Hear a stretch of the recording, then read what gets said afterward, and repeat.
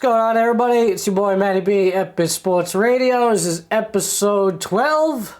Let's get it going. Keep showing up.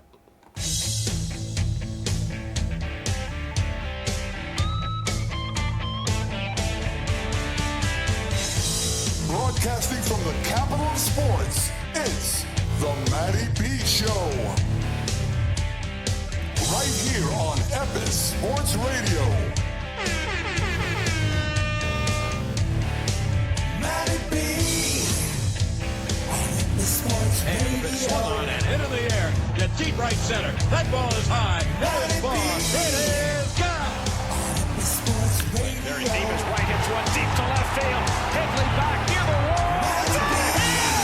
The Mets win the ball game. A 60-point game for Cody Burns. Up by 3. It's over. Yeah, baby. Epis Sports. The Jets win in overtime. You already know what time it is. What's going on, everybody?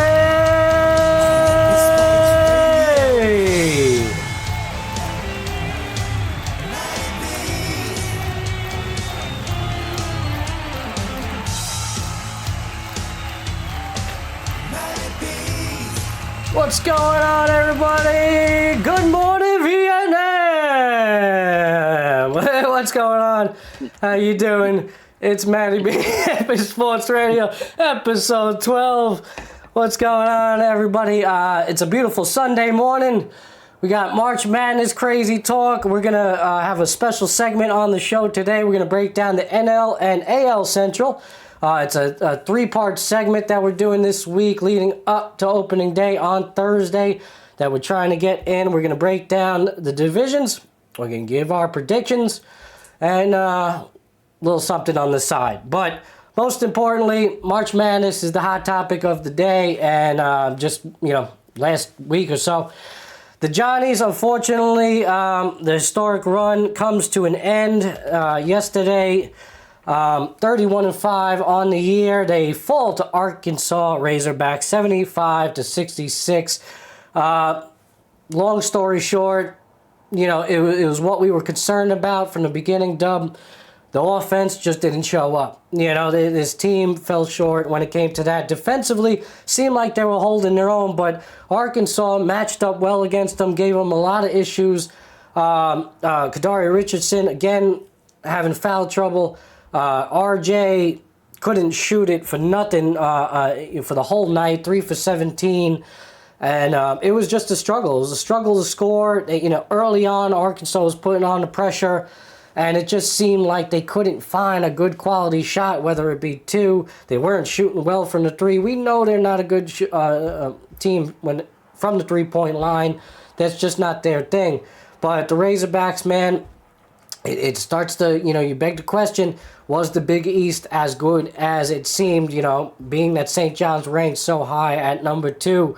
Arkansas handled them pretty well, especially for a 10th seed, Also, kind of speculative whether or not they're a true 10, based on they had some injuries early on in their season. They went 22-13 on the season. So, who knows, if they're really, they're probably not properly ranked. Especially, and we seen it last night. We just seen it, Dub. It was kind of a spanking. St. John's really struggled to find anything here. Oh, I'm struggling keeping your camera on here. Screwing up there. I'm on this. Yeah, no, I know. I was messing up there. Yeah, I had your black screen up. Yeah. So that Matty, man, St. John's grand opening, grand closing, baby. Yeah. You know what I'm saying? I mean, you were right about that's the best point. Not best point, but a great point you made. Arkansas wasn't a real 10 seed. Calipari bringing those guys in. DeJuan Wagner's kid DJ's there, the Kentucky transfer. They got a lot of big guys. They were hurt early on, like you said, man, and they bullied the bullies, man. Yeah. They bullied the bullies because that's St. John's is. St. John's is an athletic, offensive rebounding dynamo. They could take tough shots and miss them. If anything goes off the back of the rim high in the air, they're on it. Right. Any rebounds like that are flying out, they're on it. And Arkansas was doing the same thing, bro. They kept their lead all day. St. John's closed it down, closed the lead late, but then Arkansas opened it back up.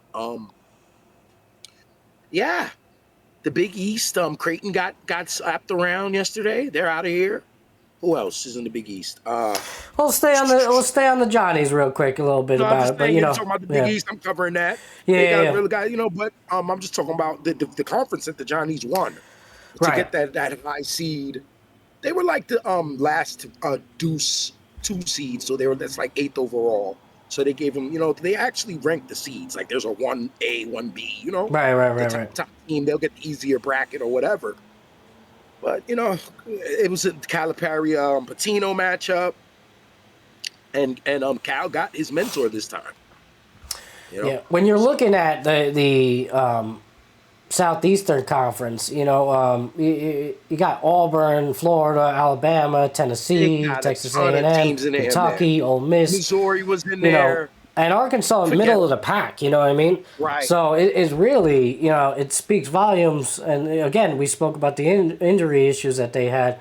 I don't know if they were really they were undervalued here, going into this game, I think, especially the Johnnies. I think Vegas didn't think Arkansas, at that 8.5. I didn't want to touch that 8.5. I see. I think the last it was at minus 6.5 for St. John's. 6.5 league. Okay. Yeah.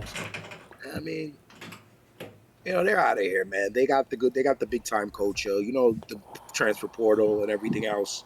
Things might turn around. But, one thing we have to touch on while we're still on this topic is the fact that Coach Pitino took R.J. Lewis out the game with 3 minutes to go. And they were down 2. He was at the free throw line. 5 minutes to go. 5 minutes to go. 5 minutes to go. Yeah. It was 5.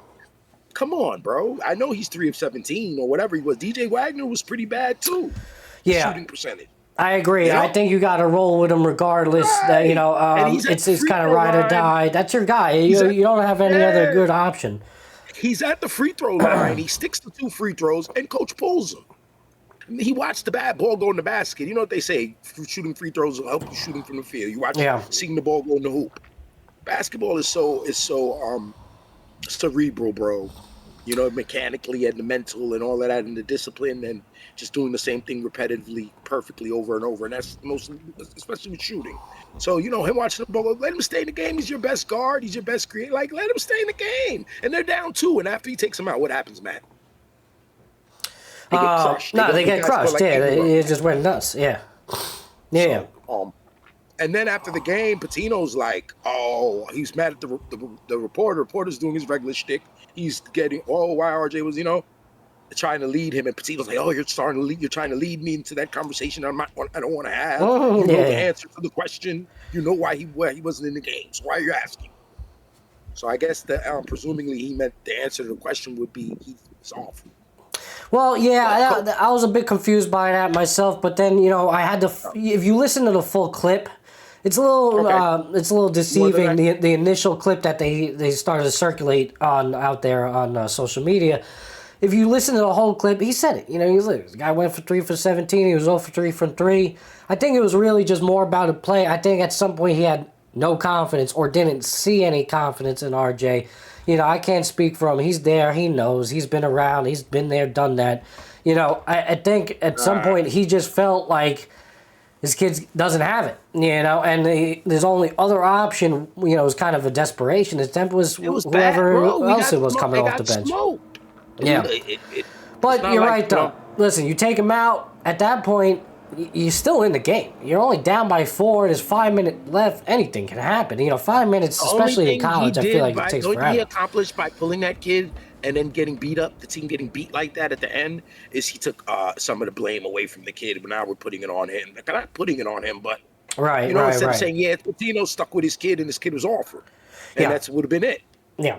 It's off the coach. But now we're on his ass for it. I mean, it's Coach Pitino. He's the godfather of this. It's whatever, man. But whatever. I didn't like it. He had a little ego right there. A little, not only ego, but a little, I know it all. And, I know. Like you even said it. I agree. Around.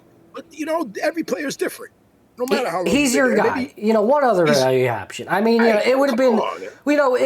If it goes the other way, who was the backup option for them anyway? He had like 4 steals, though. He had instead 4 of RJ, steals. who was it? Was it not Ruben Prey? That's the big funky dude. I like Ruben Prey, by the way. He was playing good to the last night.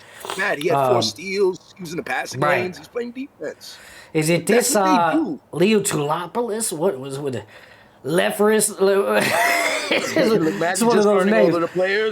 It's one of those names. You got Davion Smith. Is he a guard? Is 32 minutes? Yeah, 4-11. RJ played 30 minutes. Right, RJ still played 30 minutes. Their big man Ejiofor. He was phenomenal. I think, but they got to find a way to feed that guy a little bit more. He was 9 for 11, bro, from a free throw and 12 rebounds, 8 offensive rebounds, 7 for 12 from the field. They got to feed that man more. And he's not a huge big. When you look up the matchups with Ejiofor against Arkansas's bigs, he's the smallest one out there. But he was certainly playing like one of the biggest ones, and I felt bad for him at times. He's just going into traffic, 2-3 guys, like they weren't. One thing's for sure, and Patino alluded to it. The ball movement was atrocious. There was a lack of ball movement. It was just a stagnant offense. And again, it's not. They don't pride themselves, but they try to work fast. They try to up the tempo, get up the floor. And at times when they did that, Arkansas seemed ready for it. When they tried to push the ball on a fast break, Arkansas was there. They were getting back, and they were defending well. It was a good job on their part. They played a great game, all in all. But yeah, and they're like you said, man. They're not a 10. I'm not sure. They should have next in the bracket. Who are they looking at? I'll check the bracket for you here. Hold on, I got it right now. They like you said, man. They're not a real 10. So Arkansas is doing Texas Tech. So to be determined in terms of the time and place. The time and place. Yeah, well, we know where they're playing, right? But the time, we know where they're playing. My bad, yeah. But and Texas Tech is minus 5.5, by the way, going into that as of right now. That's probably a game that they could win. Texas Tech beating Drake. The storybook season for Drake is over. Well, you know what's funny, Matt? It's not been a lot of upsets except for Arkansas, St. John's, which kind of. Right. Well, we alluded to it. McNeese, McNeese was one. And their magic carpet ride ended as well. They were annihilated. Yeah, 76-62 Purdue. The defending championship finalist, right? Right. Who won last year? Who was it was UConn? Connecticut. Yeah. Yeah. Right. Yeah. Well, man, sons of beasts. UConn's got the real deal today. And did you see the women's UConn team, bro? I think it was like first round. It was they put up like 140 points or something, bro. It was like, what the hell is going on? That's what I'm talking about. The disparity. In the first and second round in the women's tournament, the talent difference between these 1s and 16s and these 1s and 9s be so huge. UConn women, come on. Who did they play? I don't remember who they played. It was. I don't know. I don't have the bracket. I can pull that up. Yeah. Yeah, but let's see. Today though, Matty, since we're still here, UConn, and we're on UConn. Yeah. They got the Gators in an hour and a half. That's the first game, bro. That's the first game today. What, 12 o'clock? Yeah. Yeah, we're not gonna be here at 12 o'clock, bro. I love you guys to death. I know my cousin's on this. Gino, Big Gino's on here. I love you guys, but I'm not gonna be here, so I'm watching that. Where's Gino at? Gino's in the chat? Nah, Gino not. I don't see. I didn't see no. Yeah, wait, hold on. I got the chat up.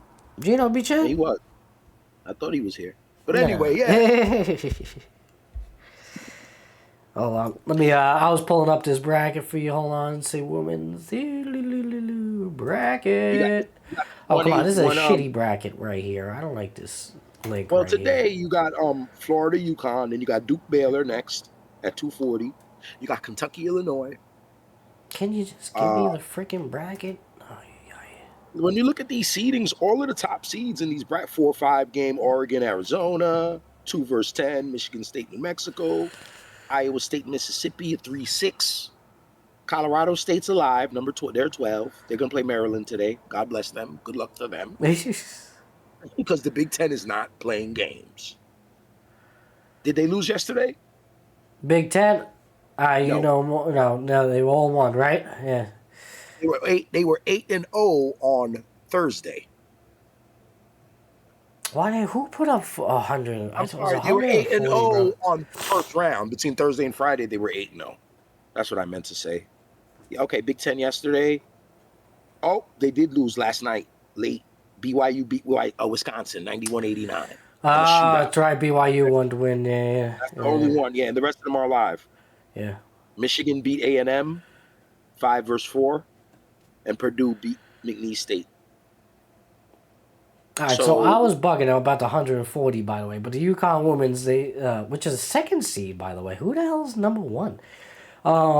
They won 103-34 over Arkansas State, bro. What the? There it goes. It was a 70-point win, though. That's insane, 69. Bro.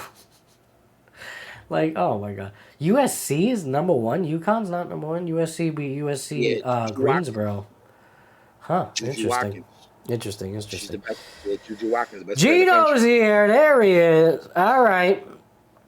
What's up, bro? Good morning. All right. So we're talking about the Johnnies again. It's an unfortunate loss for them, man. I want to say I was listening to Malusis on the Fan this morning, man, and he's going off and how this is really just a big of a letdown.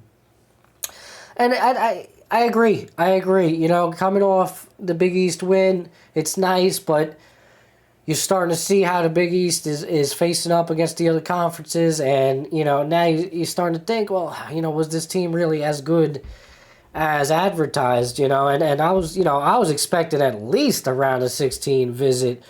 I had hopes of a Final Four, for this team, but I didn't think they would win it all, but I was, I think like at highest they could have got Final Four, but visit would have been nice. Just having that weekend through the weekend, having those 4 days to talk about for sure, and getting a Thursday or a Friday night game would have been awesome.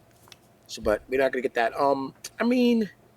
I think they took us on a ride, man, and then the expectations rose, kind of like the Knicks last year. Yeah. They take you on this ride, and then they start raising your expectations because in the beginning of the season. But like I said, just a second round is just tough, bro.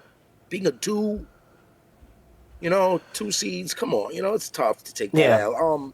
But I must say, they have a bright future still, the program.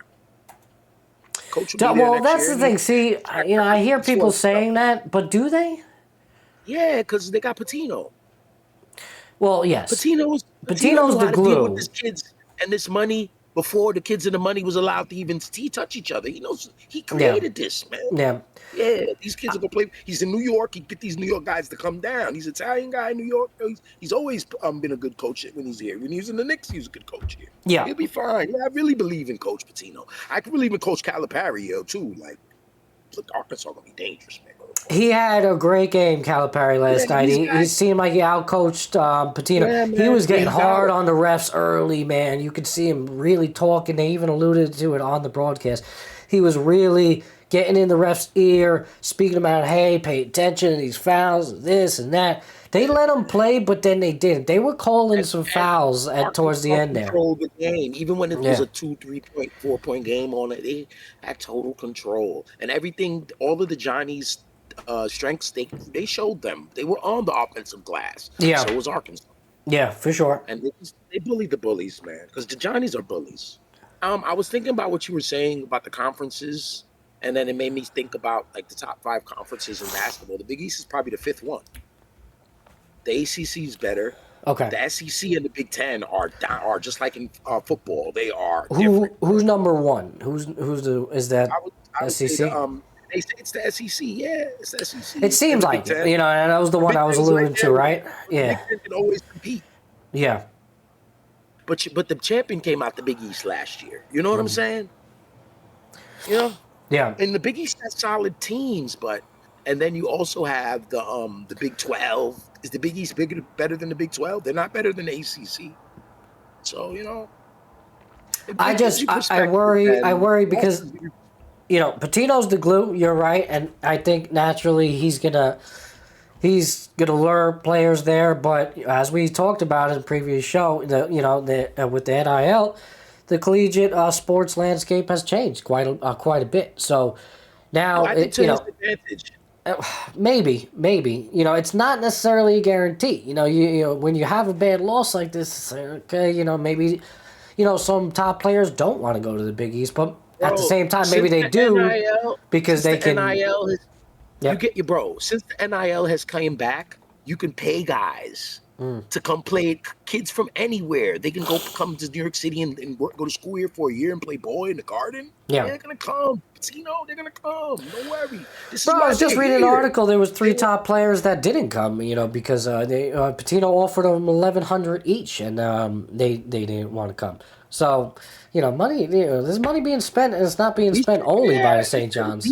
These kids aren't pros where you can be like, I don't care about playing in New York. I'm gonna play there anyway. You're not getting that opportunity. Just to be 19 in the city for a year. You don't got to live here. Yeah. For a year. Yeah, they'll take a couple. Yeah, that opportunity. They're gonna get good players. They're gonna get good transfers. It's crazy with the NIL. They don't even recruit anymore, man. They don't even care about the freshmen. Jeez, they want these guys like you said, the freaking manager from McNeese State's getting a deal. Anything that makes money. And did you hear that? Did you hear that he's already leaving as well? Right, go to NC State. That's crazy. Yeah, man. He's going to NC State, which is kind of interesting too. It's like especially with him. His homeboy is on the team. He's going, so he's going with him. Oh, okay. Yeah, so deal.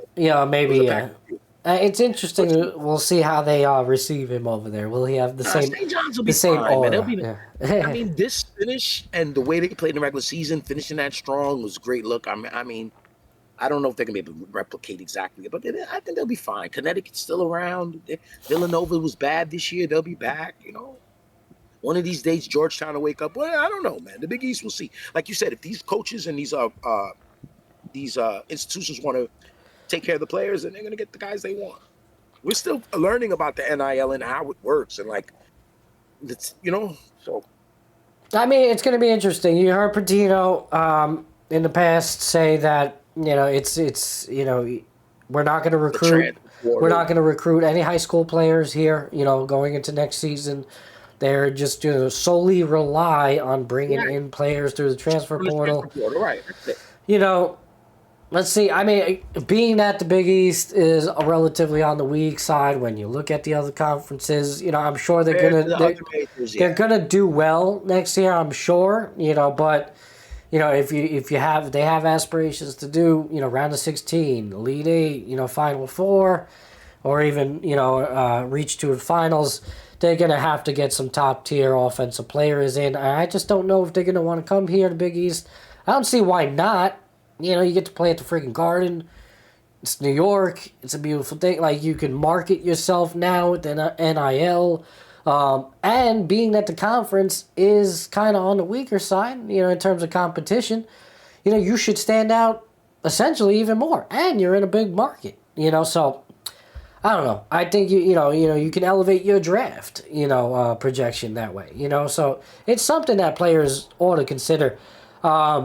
I did hear some rumors already. I know they're probably just, rumors based on what occurred last night. But apparently, R.J. Lewis is going to enter the transfer portal. Okay.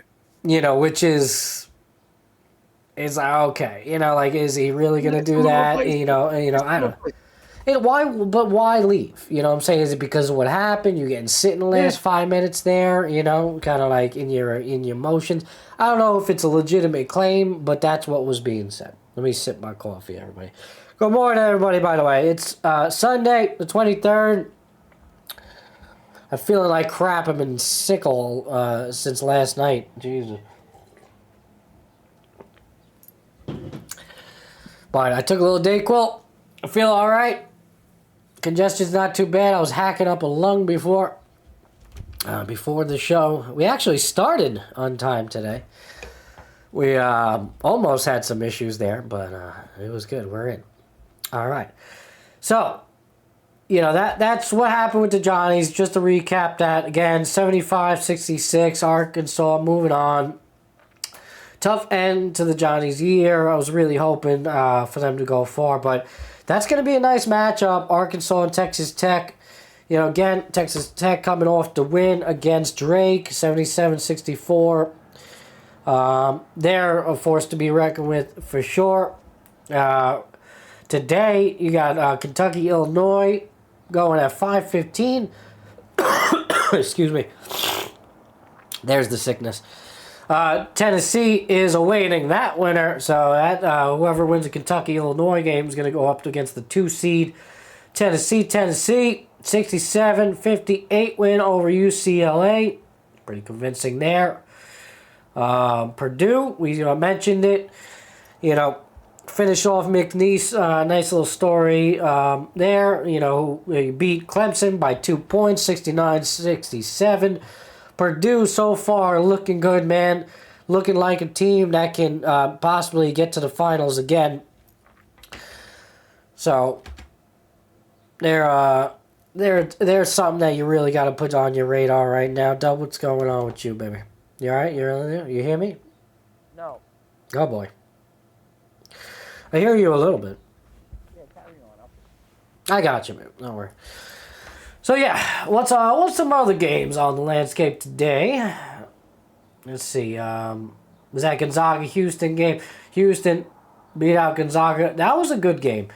Houston won 81-76 over Gonzaga. Gonzaga's season ends there. Houston, handled them right there. It was really competitive down the stretch in the second half. Houston jumped out to a 35-27 lead in the first half. And, Gonzaga won the second half 49-46, but was unable to come back in the end. They were unable to stem the tide with that deficit there, and Houston Cougars held on. Some numbers right there. Let's just check the full box score. Why don't we? All right. So 27 points for Graham Ike, the Gonzaga Bulldogs. He played 37 minutes. Not bad. 30 points for L.J. Cryer for the Houston Cougars. Big game for him. Am I getting hit up here? What's going on? Hello, Dub. Finds a way to get back in here. I just want to say again, thank you everybody for tuning in. Appreciate it. If you haven't already done so, please follow, like, and subscribe to the channel. We are 1 follower away here on Twitch from being a Twitch affiliate, so we need that. Let's go. We've been stuck on 49 for a little bit. If you haven't already done so, please click it. We can start doing some things. We can start, receiving some money, doing things on the channel. It'll be cool, man. And please check out the YouTube page as well, Epis Radio, and Instagram page as well. All right, some other games. Let me take these off right here. Again, nothing super notable yesterday. Not any crazy big upsets. I think a lot of people, the thought process has really been that it's kind of just been a ho-hum start to this March Madness. No crazy big upsets, anything like that. Which we're not really used to. You like to see those big upsets in the first, second rounds, and might see something here in the round of 16. But it's at this point, it's more of just who's the better team rather than an upset. But let's see, Creighton, Auburn 82 over Creighton. Got Auburn and Michigan. That game is set. There's no day, no time set for that either. I guess they're still figuring out their times for this. Today, 7:45, we got Iowa State, Ole Miss. Ole Miss, 6 seed. You got Iowa State with that 3 seed. Iowa State's a -5.5. So that's a good game at the nightcap, 7:45. New Mexico against Michigan State. I suppose that one, that's a bit of an upset alert right there. 10-2, Michigan State, -7.5, heavily favored. Maybe New Mexico could find a way to win and do their thing. You got St. Mary's, Alabama. I mentioned that one before. That's a 6-10 game. St. Mary's a 7 seed. coming off a big win against Vanderbilt. That was basically a pick'em game, 59-56. We'll see, Alabama, can fight them off. You got Florida and UConn. That's the big one coming up, 12-10. I believe that's the first one of the day. I don't think there's any other 12 o'clock game, is there? No. No. Hey, bro. There you are. Yeah, it still looks shitty, but yeah, everything. I think there's a couple standalones. That first game, the UConn and Florida game. I love that game, man. Yeah, that's a action-packed, game right there. Florida heavily favored, -9.5. Yeah, Though. against the It's defending like, champion. Yeah. Danny Hurley's defending champion, Connecticut Huskies. No respect. Yeah, no respect, clearly. I mean, 8 seed too? Like, how did they do this year? What was their record? It was 24-10? I mean, Were they got dealing beat up by with some St. John's a lot. injuries? They let St. John's kick their ass. I mean, they had Did their they play? injuries. How many times they play St. John's? They played them once, or they played 3 times and beat them? Didn't they play? They didn't play in the tournament. I'm forgetting on that one. When they in Big East, they did play them. They got through St. John's. Yeah, let's see. W still having a little issues over there. Yeah, that's kind of a ho-hum year for them. But I guess that's why Florida is so heavily favored. We'll see, man. It could be a smash fest. Vegas apparently thinks so. -9.5 for Florida. So that means you're basically saying this team's going to spank them hard. Maybe. That's a nice little, bet for you. If you're interested in it, I'm sure you get some good odds on a UConn money line. That game, and what's the other one I mentioned that was a potential upset? It was the New Mexico. New Mexico and UConn, I feel. I don't know if you really give UConn an upset, but being that it's Florida, that would make it the upset, especially that they're so heavily Florida's favored. the best team in the country, man. Right, Maybe. right. So being an 8 seed, it's like, yeah. But because Florida's the best team, potentially, right? Arguably, that would be an upset alert for sure. Yeah, it's an upset. I just it's tricky. Them being the defending champion doesn't have any bearing on the season. But on the the rankings and how the committee puts them in the brackets and all that, but Yeah. it's just they're an 8 and they're fighting a juggernaut tonight or this afternoon. Yeah, bro, I'm gonna fix myself real quick. All right. Okay. I'm gonna do this live stream. So, let me just do this. Hold on, everybody. Thank you for tuning in. Appreciate it. I'm just gonna fix my setup. So just talk for me a little bit, bro. There you go. Do you? Yeah. So I mean, you covered a lot of the tournament, Matt. Because for a guy who claims he doesn't know what's going on, you did a good job, man. But you were talking about New Mexico. And was it Michigan State? And I mean, there's a lot of good matchups. All of the seeds who were supposed to be here are more or less here in the second round matchup. So, like I said, it should be a lot of good games.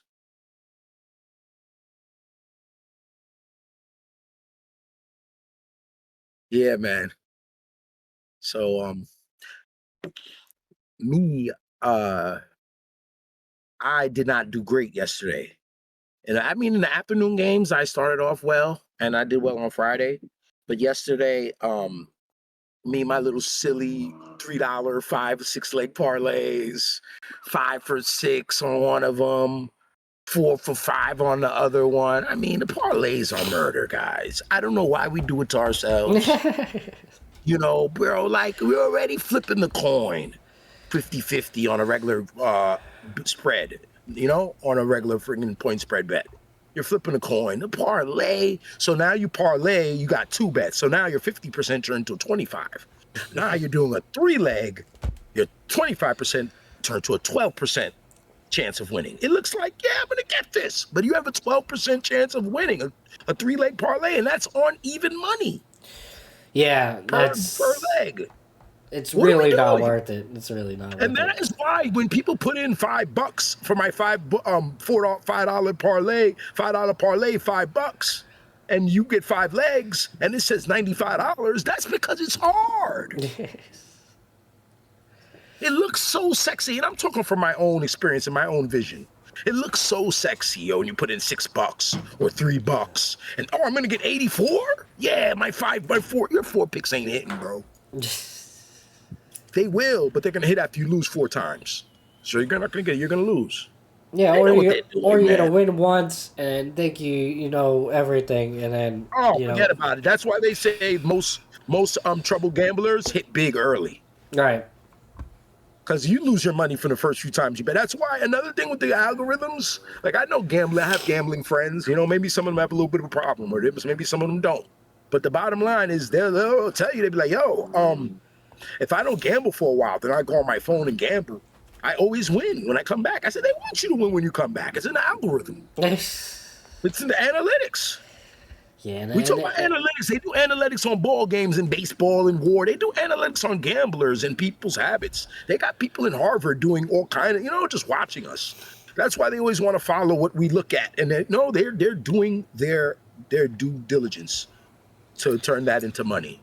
And that's what Vegas has been doing since they've been made, since Vegas was there. So and I'm gonna do a parlay anyway today. With that being said, Yes, I'm gonna smash a parlay anyway today. I'm just telling you, like the real, bro. It's the truth, man. Absolutely, yeah. I know myself. Man, I can't. This is leisure, and you have to understand losing is part of it. You cannot, if the losing is beating you up, you can't be doing it, man. Like no.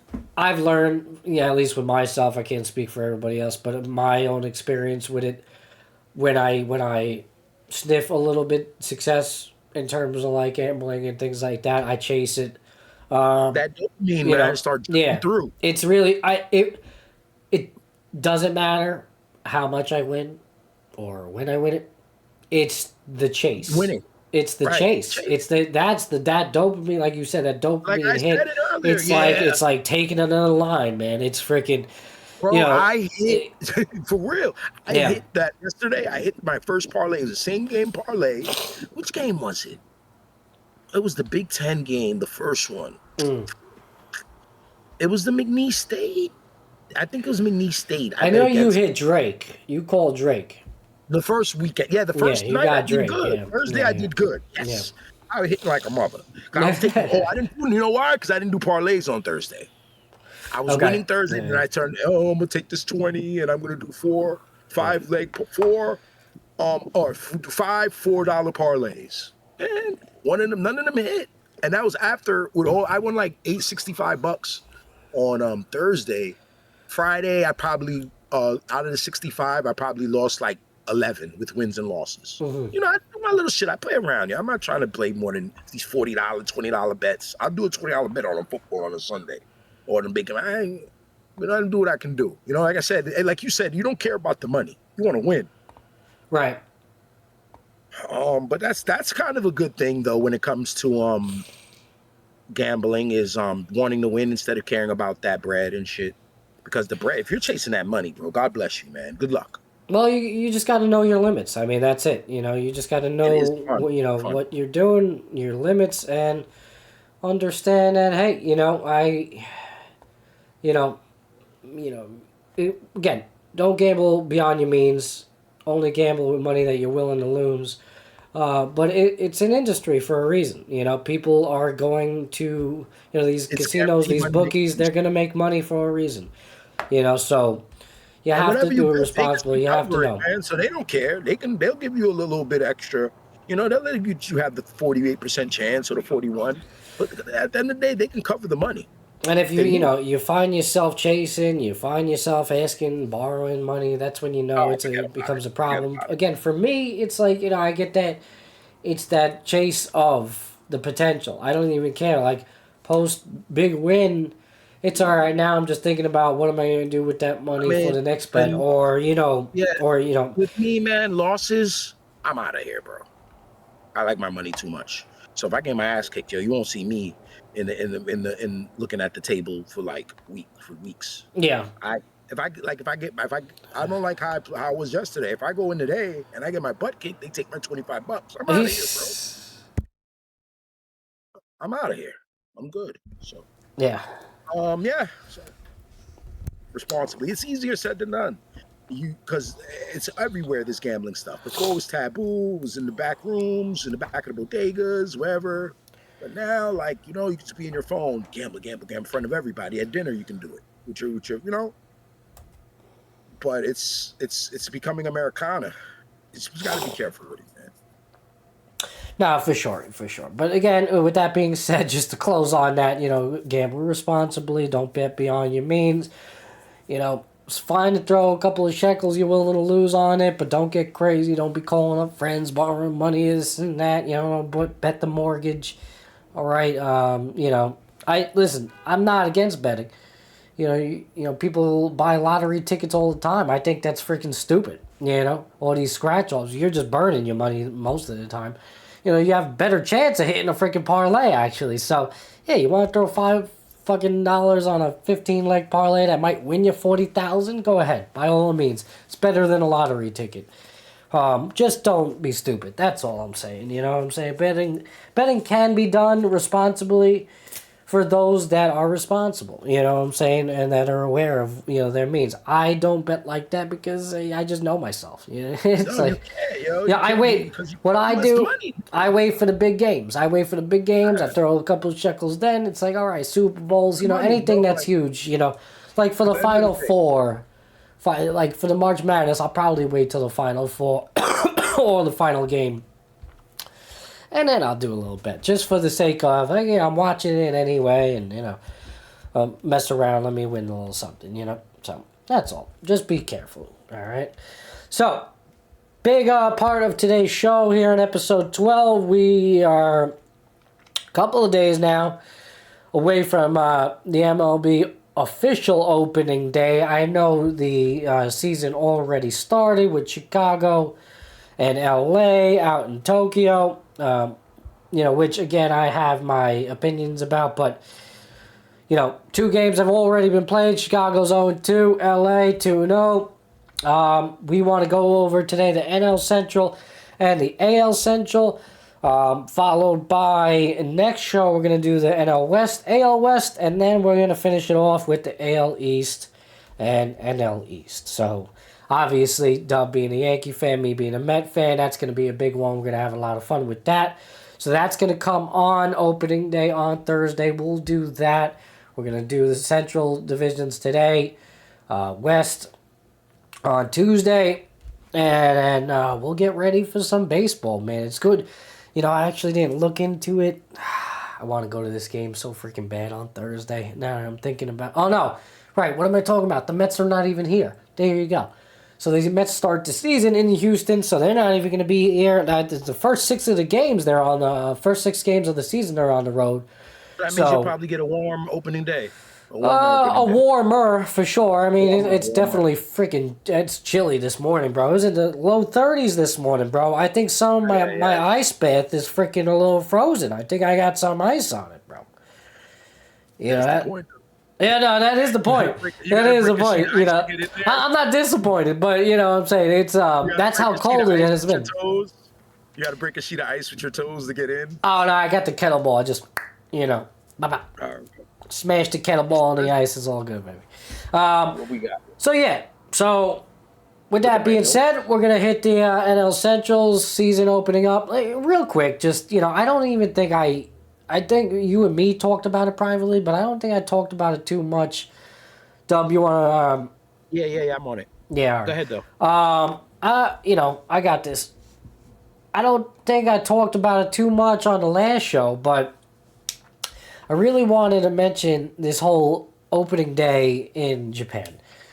Because, listen, I'm a huge baseball fan, played baseball growing up, into college, the whole 9. I'm locked in. I love it. Opening days is freaking should be a national holiday. It's up there with, the day after the Super Bowl. That opening day is, it's America's pastime. I love being there. I love watching some baseball. But the fact that, the official start, outside of Thursday, the official start of the 2025 season being in Japan, 6 a.m. Eastern time. If you're out on the West, even worse. You're waking up at 3 a.m. to watch this game, especially on the West because it's an LA team playing in Japan. You got Shohei Ohtani, and I get it. That's the whole reason they're out there is Ohtani. They want to see him. It's a whole spectacle. It's amazing. He hits the home run. They go crazy, even though it was just like a short little home run. It's a beautiful thing. It promotes the sport. Not that Japan really needs to promote baseball because it is, super popular over there. Has been for a long time. I guess, in the past you look back, Ichiro, things like that, there's reasons why it's as popular as it is, but there's always been an inherent love for baseball there. It's not like we're ever going to expand a franchise to Japan, so I don't even know why they feel it is necessary outside of just promoting their top players, right? Because, you got Shohei, you got some other Japanese players as well. The whole Dodgers. You're right. It's I get it. It makes sense. I'm not knocking going there and playing it. I know it's a long travel for the players, whether or not they're charter. It's still a super long flight. I know my wife has done it a couple of times. She was out there on school, so it's crazy. But to do that to open up the season, man, it's like, why? Come on, why? Like, start the regular season. You want to do that a month in, 2 months in, all right, you do it. I don't know, what's the schedule, the baseball schedule out there. I don't think it aligns with the Major League Baseball schedule here. Mm-hmm. So maybe that's an issue, and they couldn't schedule it otherwise. But it being the official start of the season, why? It makes no sense to me, especially when you have an LA team that's being featured there, and their main fan base, being on the West Coast, has to wake up at 3 a.m. in order to watch it. Really? Like, that's, Yeah, 3 a.m., the game starts 3 a.m., bro. It's 6 a.m. Eastern time. I mean, you know just what I'm said, saying? Manny, you said if you want to do it, go do it during the regular season. Do you still have to wake up at 3 a.m.? No, that's okay, but, for it to be opening day, listen, for me, it's... Right, that's all I'm saying. I mean, Matty, I think we're being nitpicking a little bit because, honestly, Dodgers are 2-0 right now, I guess. Can we really care? All right. I mean, it's just the nostalgia because, well, no, it's not really because they have to come to LA. I don't know if they're opening up the season at home. I'm assuming they are, being the defending champs. But, again, right, there will be an official opening day for them, but, the fact that there's already 2 games played, and again, no, I'm sure some of them did. I'm sure some of them watched it in post. Not all of them would tune in at 3 a.m., bro. There's no way in hell. So what I'm saying? There's a lot of people. You would have watched it? Am I waking up at 3 a.m. to watch the Mets? No, it would have been 3 a.m. for you. It would have been 6. Oh. If 6 a.m., yes, 6 a.m. If I was on West Coast time, I don't think I would have woke up for that. Like all of your beefs with it, I could, it's definitely not traditional, but I mean, all of the beefs with it, I can Well, you haven't even heard all of the beefs with it, bro. I have more gripes about it. Yeah, you have gripes. You have 4 or 5 of them. Well, there's more too because again, listen, when you look at the players and all, guess who wasn't playing? Mookie Betts. Freddie Freeman. Doesn't matter because the Dodgers are so freaking good anyway. They still won both games. But for them, it's middle of spring training. Those guys are not ready to go. They're just not. They're not ready to go. Middle of spring training for a lot of guys in April. It's kind of a throwaway series, bro. That's the problem I have with it. It's a throwaway series. It means these 2 games with the Cubs. But that's the problem, though. And we're gonna go over it today. The NL Central. It matters more to the Cubs than it does for LA. Lose to them anyway. They were Cub games. They were Cub home games. Or one of them probably was, right? They probably gave each of them a home game, right?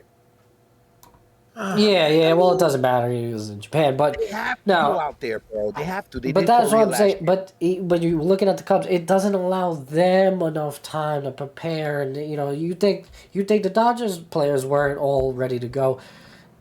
Cubs, same thing, bro. They got one. They're in spring training, right? Exactly, but it would have been nice if they would have got one. Who knows? Maybe if they had two fucking more weeks to prepare, to get their players right. The Cubs and the Dodgers knew they were going to have these games, and if they cared I about understand them, that, but they still work on a certain timeline, bro. I guarantee you they don't like it. Lineup. You can get a pitcher who's ready. Of course you can. Of course, I'm not disputing that, and they did. The league is sacrificing a lot. I understand that part to have these games out there, but they want to have the games. They need to have the games. They're trying to, like you said. They don't need to have it out there. They don't. Not? They don't. Why? Why They're not expanding a franchise. It's not like the NBA. It's not like they're. It's not about expanding the franchise. You said it before. Market it here, dude. Like you can have the games later. That's what first 2 weeks of the season you can have it. They want more, if they can get 100,000 more eyes on the Dodgers in that country, it's worth it for them, and that's why they brought them out there. And they probably bring San Francisco or another team with a bunch of Japanese players in there next year. They know what this. It's definitely strategized. There's but I mean I do understand what you're saying, and it's kind of a little. But I just think we're nitpicking a little. But they want to market. They want to push their game, bro. And I know you're saying they're not going to expand out there. They're probably not. They're not. That's not the plan. It's not like NFL Europe, which I understand what you're saying. But I'm just looking at, I don't know if this is, I believe this is the main professional baseball league out in Japan. The Nippon Professional Baseball League, I believe, forgive me if I'm wrong, everybody, just a quick search, but when you got teams like named Hiroshima, I believe so. The Nippon Hams, bro. I love this. It's great. They have games late March. So maybe they are aligned. Let me check standings. Maybe they are aligned. Yeah, their season's about to start. So they're potentially aligned with the regular season Major League Baseball. So that could be the issue, or it cannot. Like, there's got to be a way. You find a way to squeeze these games in at a later time, bro. I don't like the timing of it. At the end of the day, baseball, Major League Baseball is played in where? America, Canada, right? Let it start here. The first game's like, I feel like it's just like should start here. Like it's just weird to me. I don't know. It's not like a prideful American thing. It's just like, dude, this is an American baseball league. Like, do you think the first game should be played here? I'm all for going to Japan, promoting it, whatever, promoting the Japanese stars. It's a beautiful thing. Just don't do it right at the beginning of the bat. I don't know. First 2 weeks, bro. Anywhere else, anywhere but the anywhere. problem is they're taking away opening day from me. No, that's not the you're not. You're missing the complete point. That is not the main problem. The main problem is that these players are not getting enough ready. Those are throwaway games for Chicago Cubs. That's my main problem. The secondary problem is that for viewership it sucks, and for viewership it just doesn't make sense. Like, why start it then? Like it just. Because you're insane, bro, and you're waking up. You're waking up that early anyway. I'm not. Even when my daughter, kids are waking up early is 6:30. So I'm already, I'm already missing, the beginning of the game. I freaking woke up and forgot they were even playing. Why? Because for one, it wasn't even marketed that great. Okay, on the socials, things like that. They need to do a better job of that.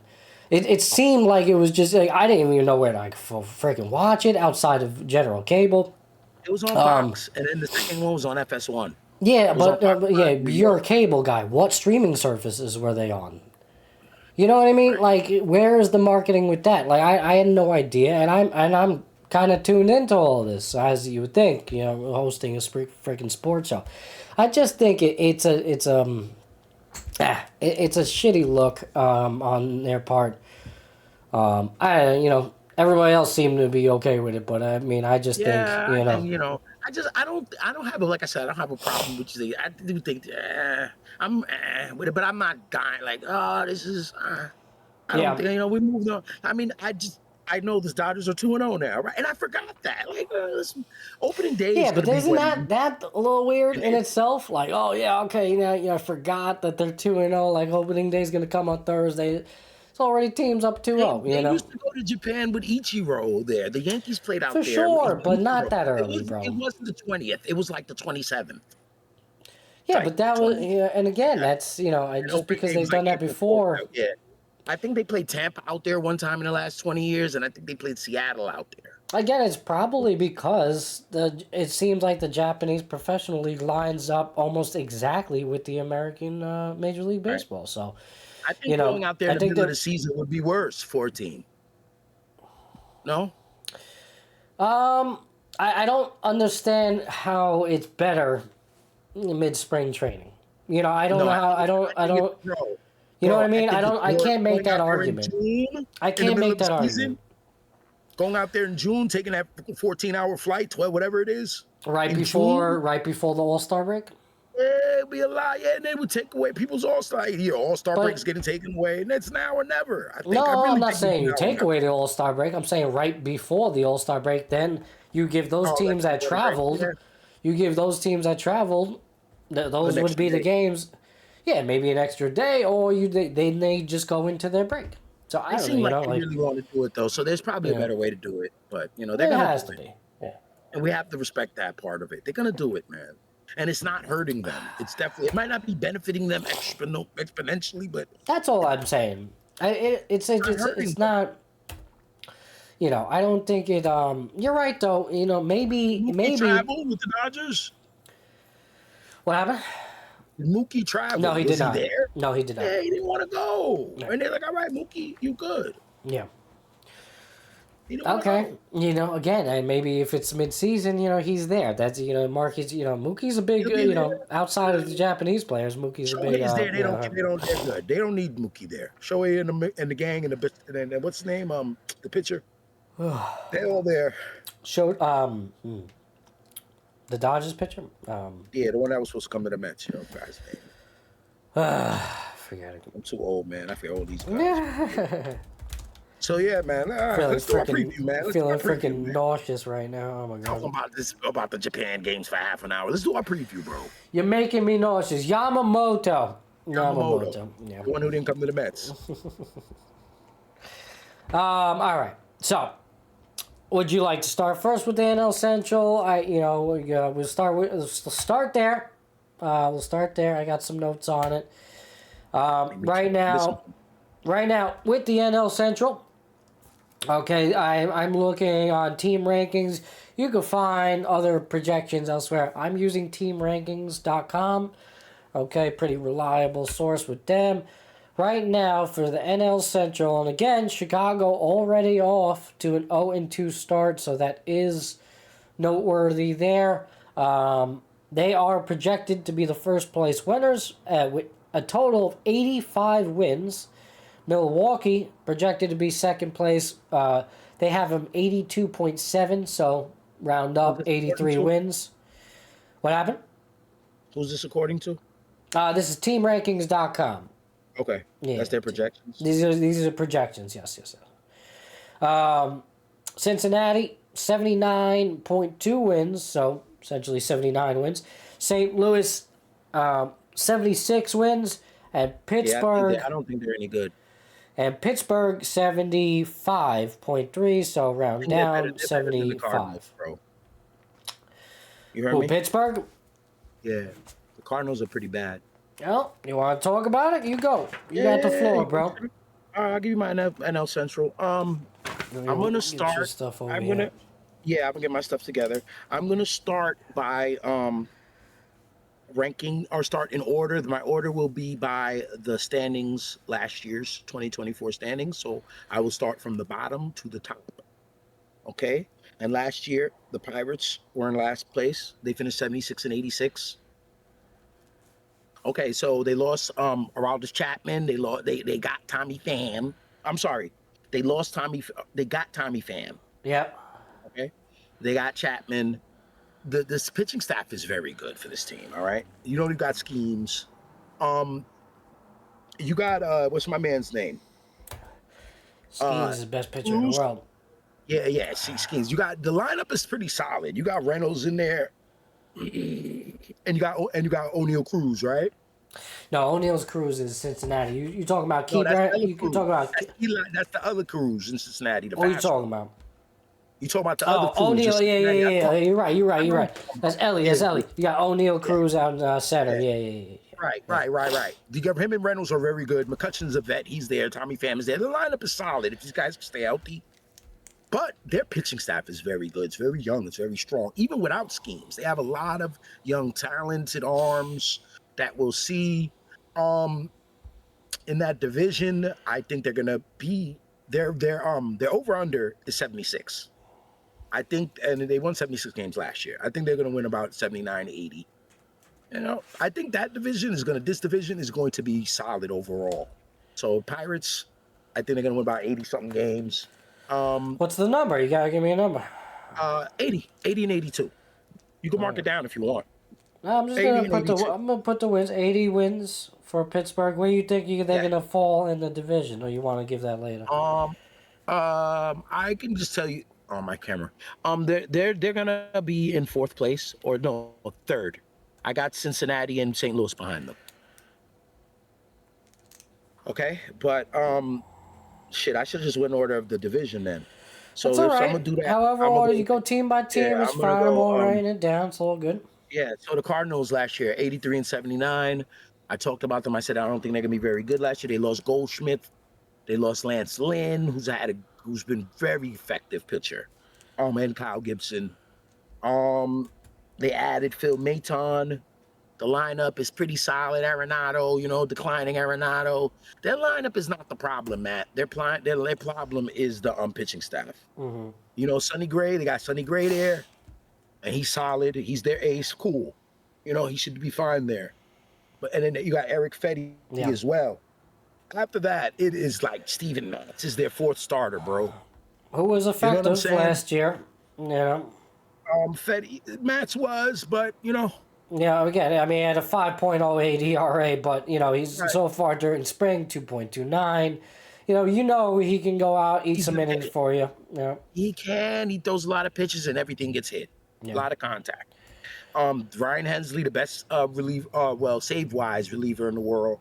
49 saves, led the league, but he's not gonna get 49 saves next year. I think the Cardinals are gonna win 75 games. The last place with the Reds, them and the Reds. I think the Reds, the division's very good. It's hard when we talk about the Cincinnati Reds, they're another team. There's certain coaches in sports who matter big time, and Francona's one of them. Terry Francona, he's one of them. They lost Ahmed Rosario. They lost Justin Will Wilden. Who else would we got here? But they got Trevino, they got Tyler Ross, and they got Austin Hayes to add to the team. Eli De La Cruz, the guy has an 8 WAR. He makes your team better. He's one of those guys who if he's not on the team, they're losing that many more games. Mm-hmm. He does it all. Last year, 36 doubles, 10 triples, 25 home runs, 47 or 67 stolen bases. I mean, he's a dynamo. Hunter Green, what can I say? He had a 2.7 ERA last year. He's a real ace. They picked up Nick Martinez. He's a good pitcher. Nick Martinez, formerly Padre. He's honed his skills the last 3-4 years in a couple places, but he's solid number 3 guy. The Reds, these are solid baseball teams, Matt. The NL Central. I said it again. I think it's a real solid division. I think the Reds will win about same thing with the Pirates. I mean, I'm gonna take the Pirates 78 games and the Reds around the 70, same thing. 78, 79 for the Reds. Give me the Pirates 79 wins, Reds 78. Cardinals 75. Oh, hold on. You're saying it's a good division, but then you got these guys below 80 wins, bro. You got all 500 teams. What do you mean? So what do you think? Pirates are gonna be you for one. You said it was 80 wins before. So they're saying 79. I don't think that's solid. 79, yeah. I think it's a weak division. I think it's probably one of the weakest out there. But yeah. What you think? You think the AL Central's great with the White Sox in there? That's a big time division. No, the Centrals suck. Both Centrals suck. All right.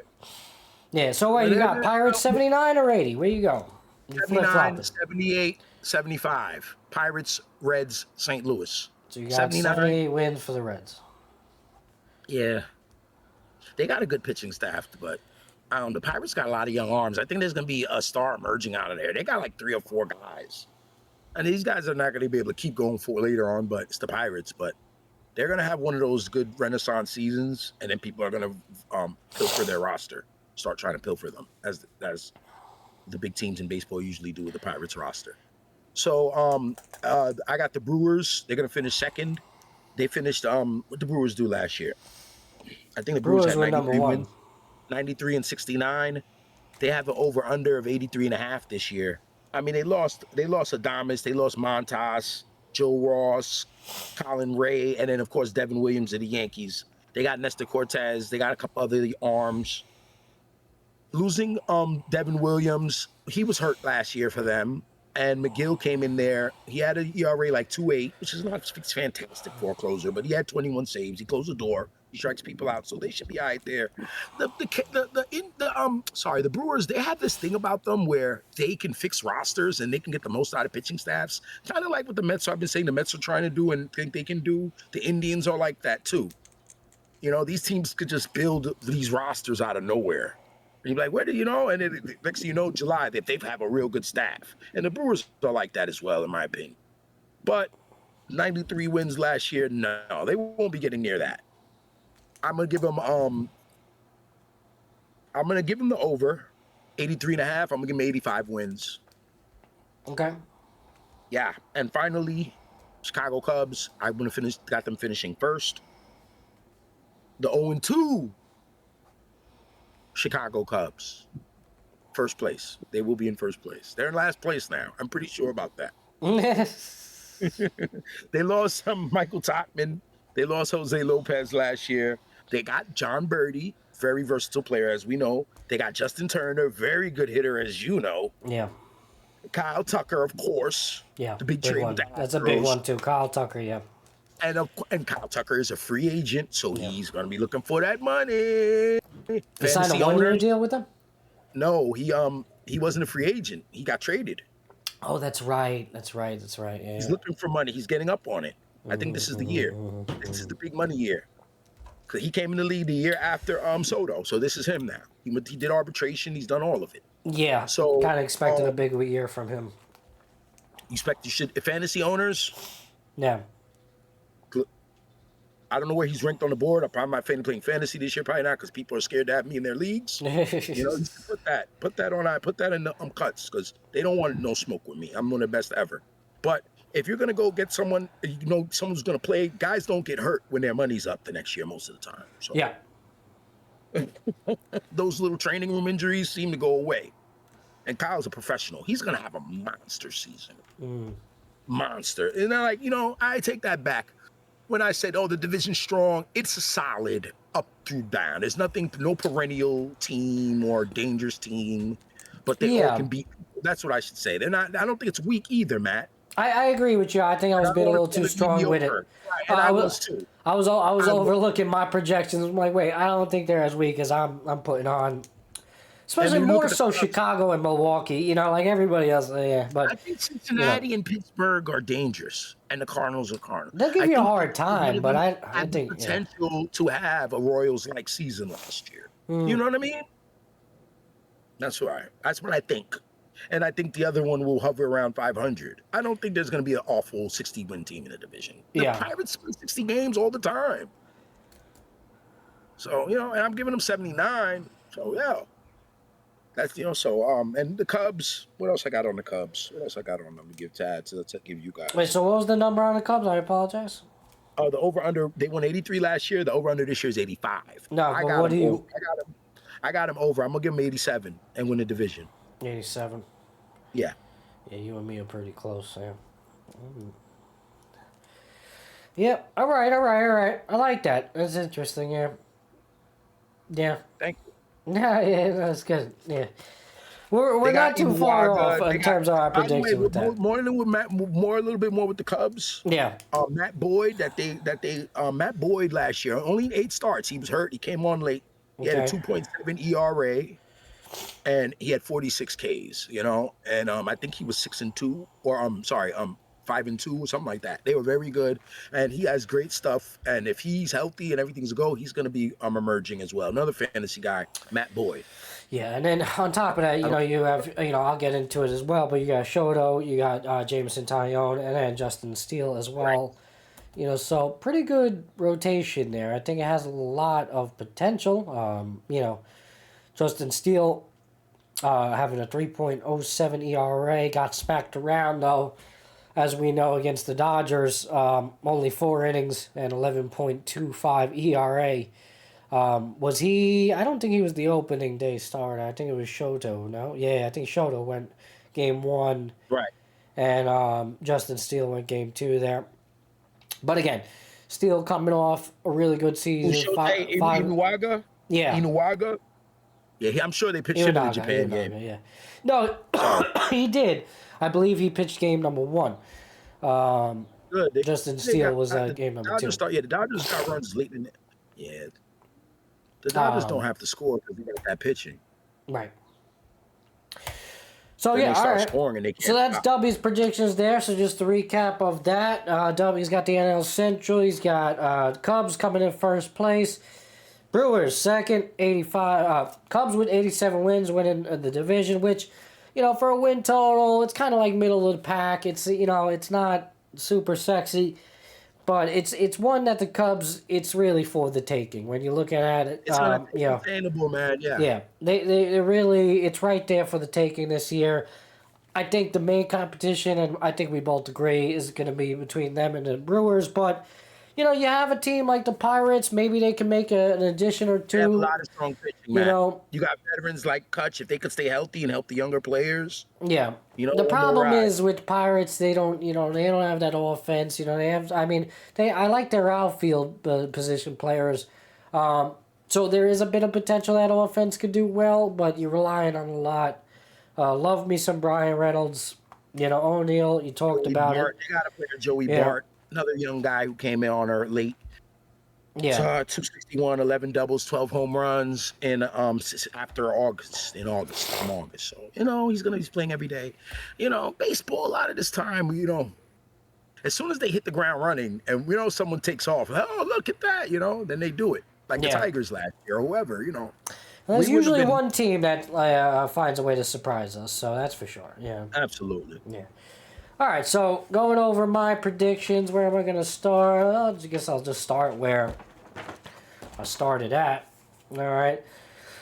So, Milwaukee Brewers, obviously coming off a great year. This is a team that, had expectations of going deep in the playoffs.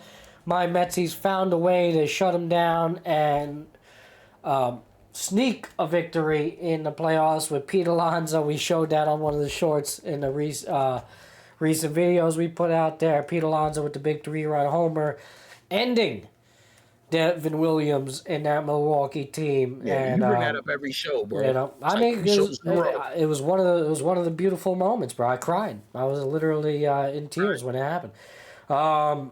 It was a beautiful playoff moment, Well, I had my reasons for why I cried, bro. I got pumped up. I got pumped up. I would cried if I was you. Well, you got to remember, my son died in September, so, it was, Bro, listen, bro. You don't have to I get you. It was very emotional, that playoff run for me and the Metsies, but, So, again, coming off a huge year, I don't know if they're going to be as good as they were last year. Like you said, it's hard to do that, and, I got some question marks. Like Freddie Peralta, not off to a good start here in spring, looking a little shaky. Last year, 3.68 ERA. Got Nestor Cortez. All right, we know a lot about Nestor over here in New York, but... he's got the potential to be effective or just be miserable. 3.77 ERA last year for him. Aaron Savali, 4.36 ERA last year. I like Jose Quintana.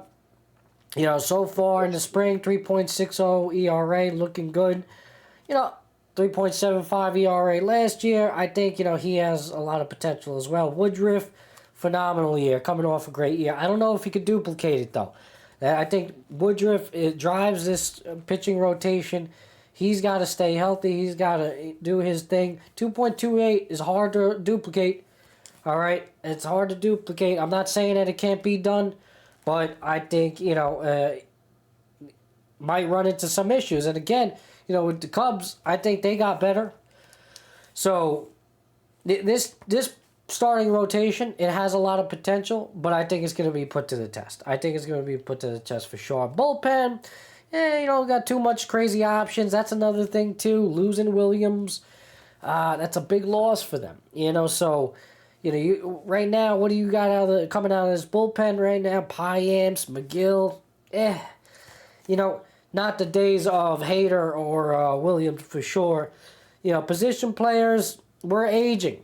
William Contreras, Reese Hoskins, Yelich, those are your big guys. Yelich, still getting it done last year. Not a super big sample size, only 270 at-bats, but he did bat .315, obviously DH, and you're relying on a Power lot. numbers are down with Yelich a little bit. He's not the same power. They haven't. He's not the same player, hasn't been for years now. He can hit, but his power has definitely waned. For sure.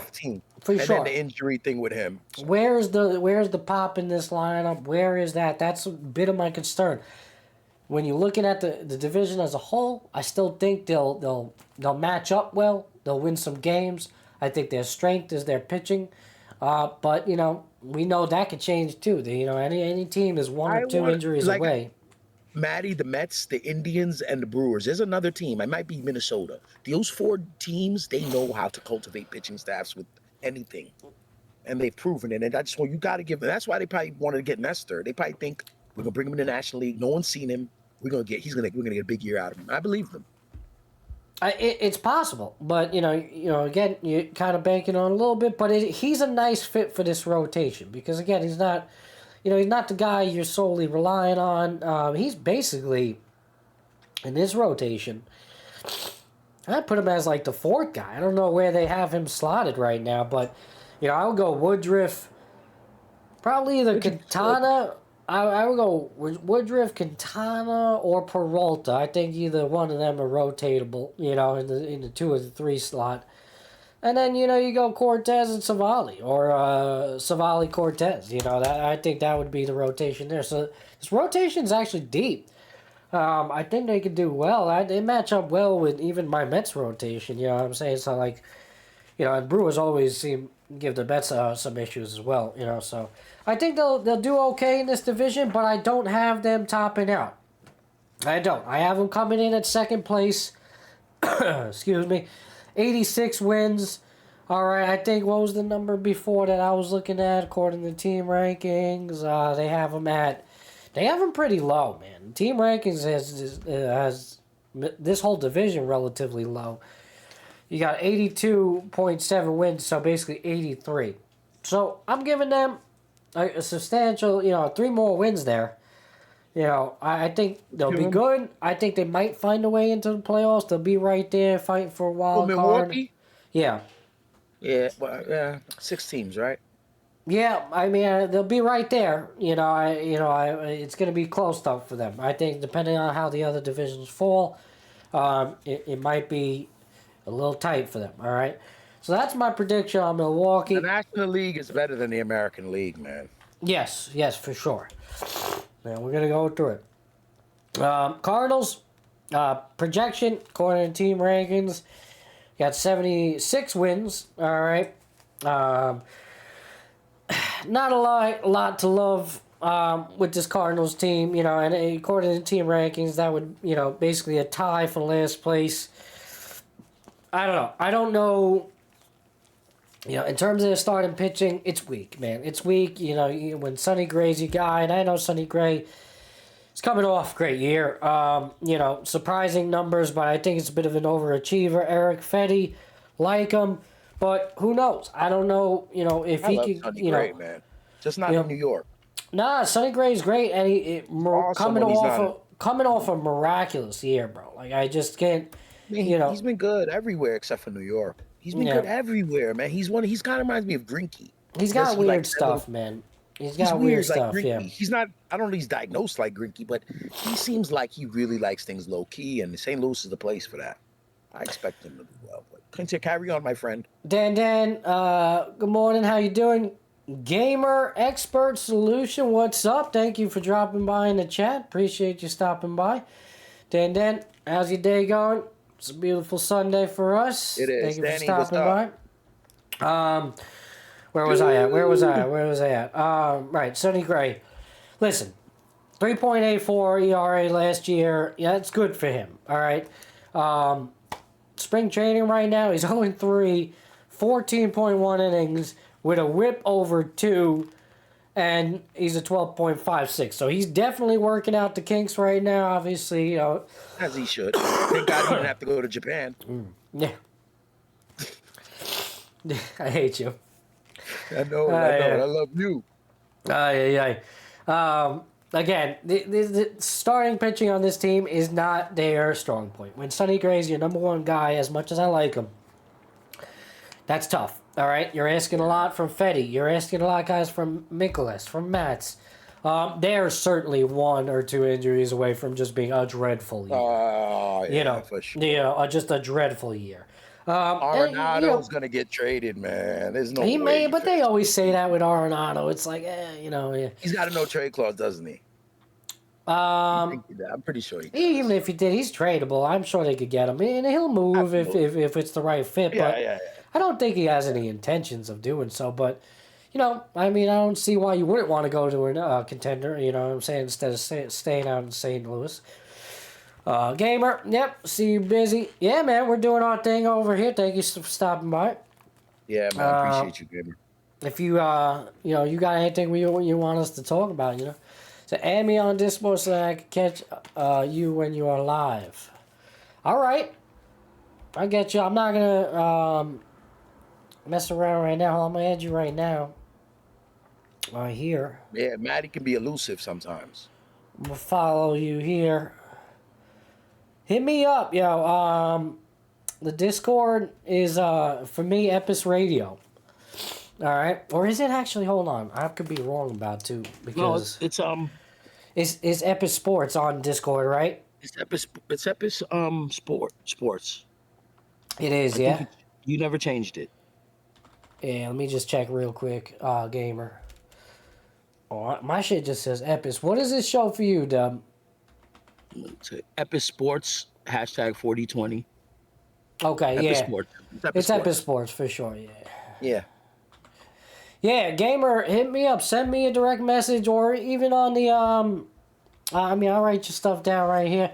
But even on Instagram, hit me up. I got my page, Epis Benedetti. I got the Epis Radio page on Instagram as well. YouTube, whatever, man. I'll write your name down, but yeah, for sure. You send me a message on Discord. I'm on there too, Epis Sports. I'm part of the Shiv Nation Discord. That's the emblem right there. That's where you're gonna find him, bro. He's gonna hit you back. Instagram. I'm on Discord too, though. These days, okay. I've been super active on there. Thank you for the follow. Appreciate that, gamer. We have officially hit 50 followers here on Twitch. Wow, there you go. We are officially a Twitch affiliate, ladies and gentlemen. Pop the champagne. We got there. It took a while, but we got there. We are Twitch affiliates. Thank you, gamer, for the follow. I appreciate that. I don't have all the bells and whistles and the thing, but that's coming. That's coming now. We did it. We did it. It's a beautiful thing, man. I appreciate that follow, gamer. Thank you for stopping by. We were just going over our MLB predictions. This is the first segment of a 3-part segment we're doing leading up to opening day on Thursday. Well, the unofficial, official, I don't know what you want to call it, opening day, because the season already started. Please, in Japan. Man. You spit your piece, and I just opening day. Call it. Come on. Don't the American opening day. All right. So where was I? Was going over the Cardinals again. Listen, the Cardinals not expected to do well. They're gonna suck. All right. They're gonna suck. We know this. All right. It'd be a surprise if this team finds a way to win 80 games. Right? I think that's safe to say. Team ranking got them at 76. That might even be high for them. This could be a low. This could be a low 70 win team. This could be a low 70 win team, bro. You got them last place too, then. I do not.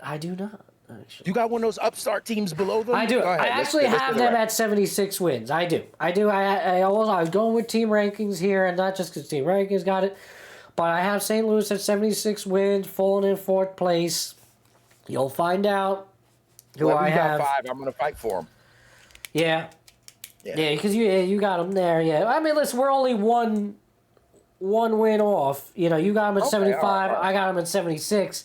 It's just my predictions. Yeah. Otherwise, with the Reds, you know, that's where that changes up there. So, all right, let's hear it. You know, yeah. So let's go into that. Next one up is.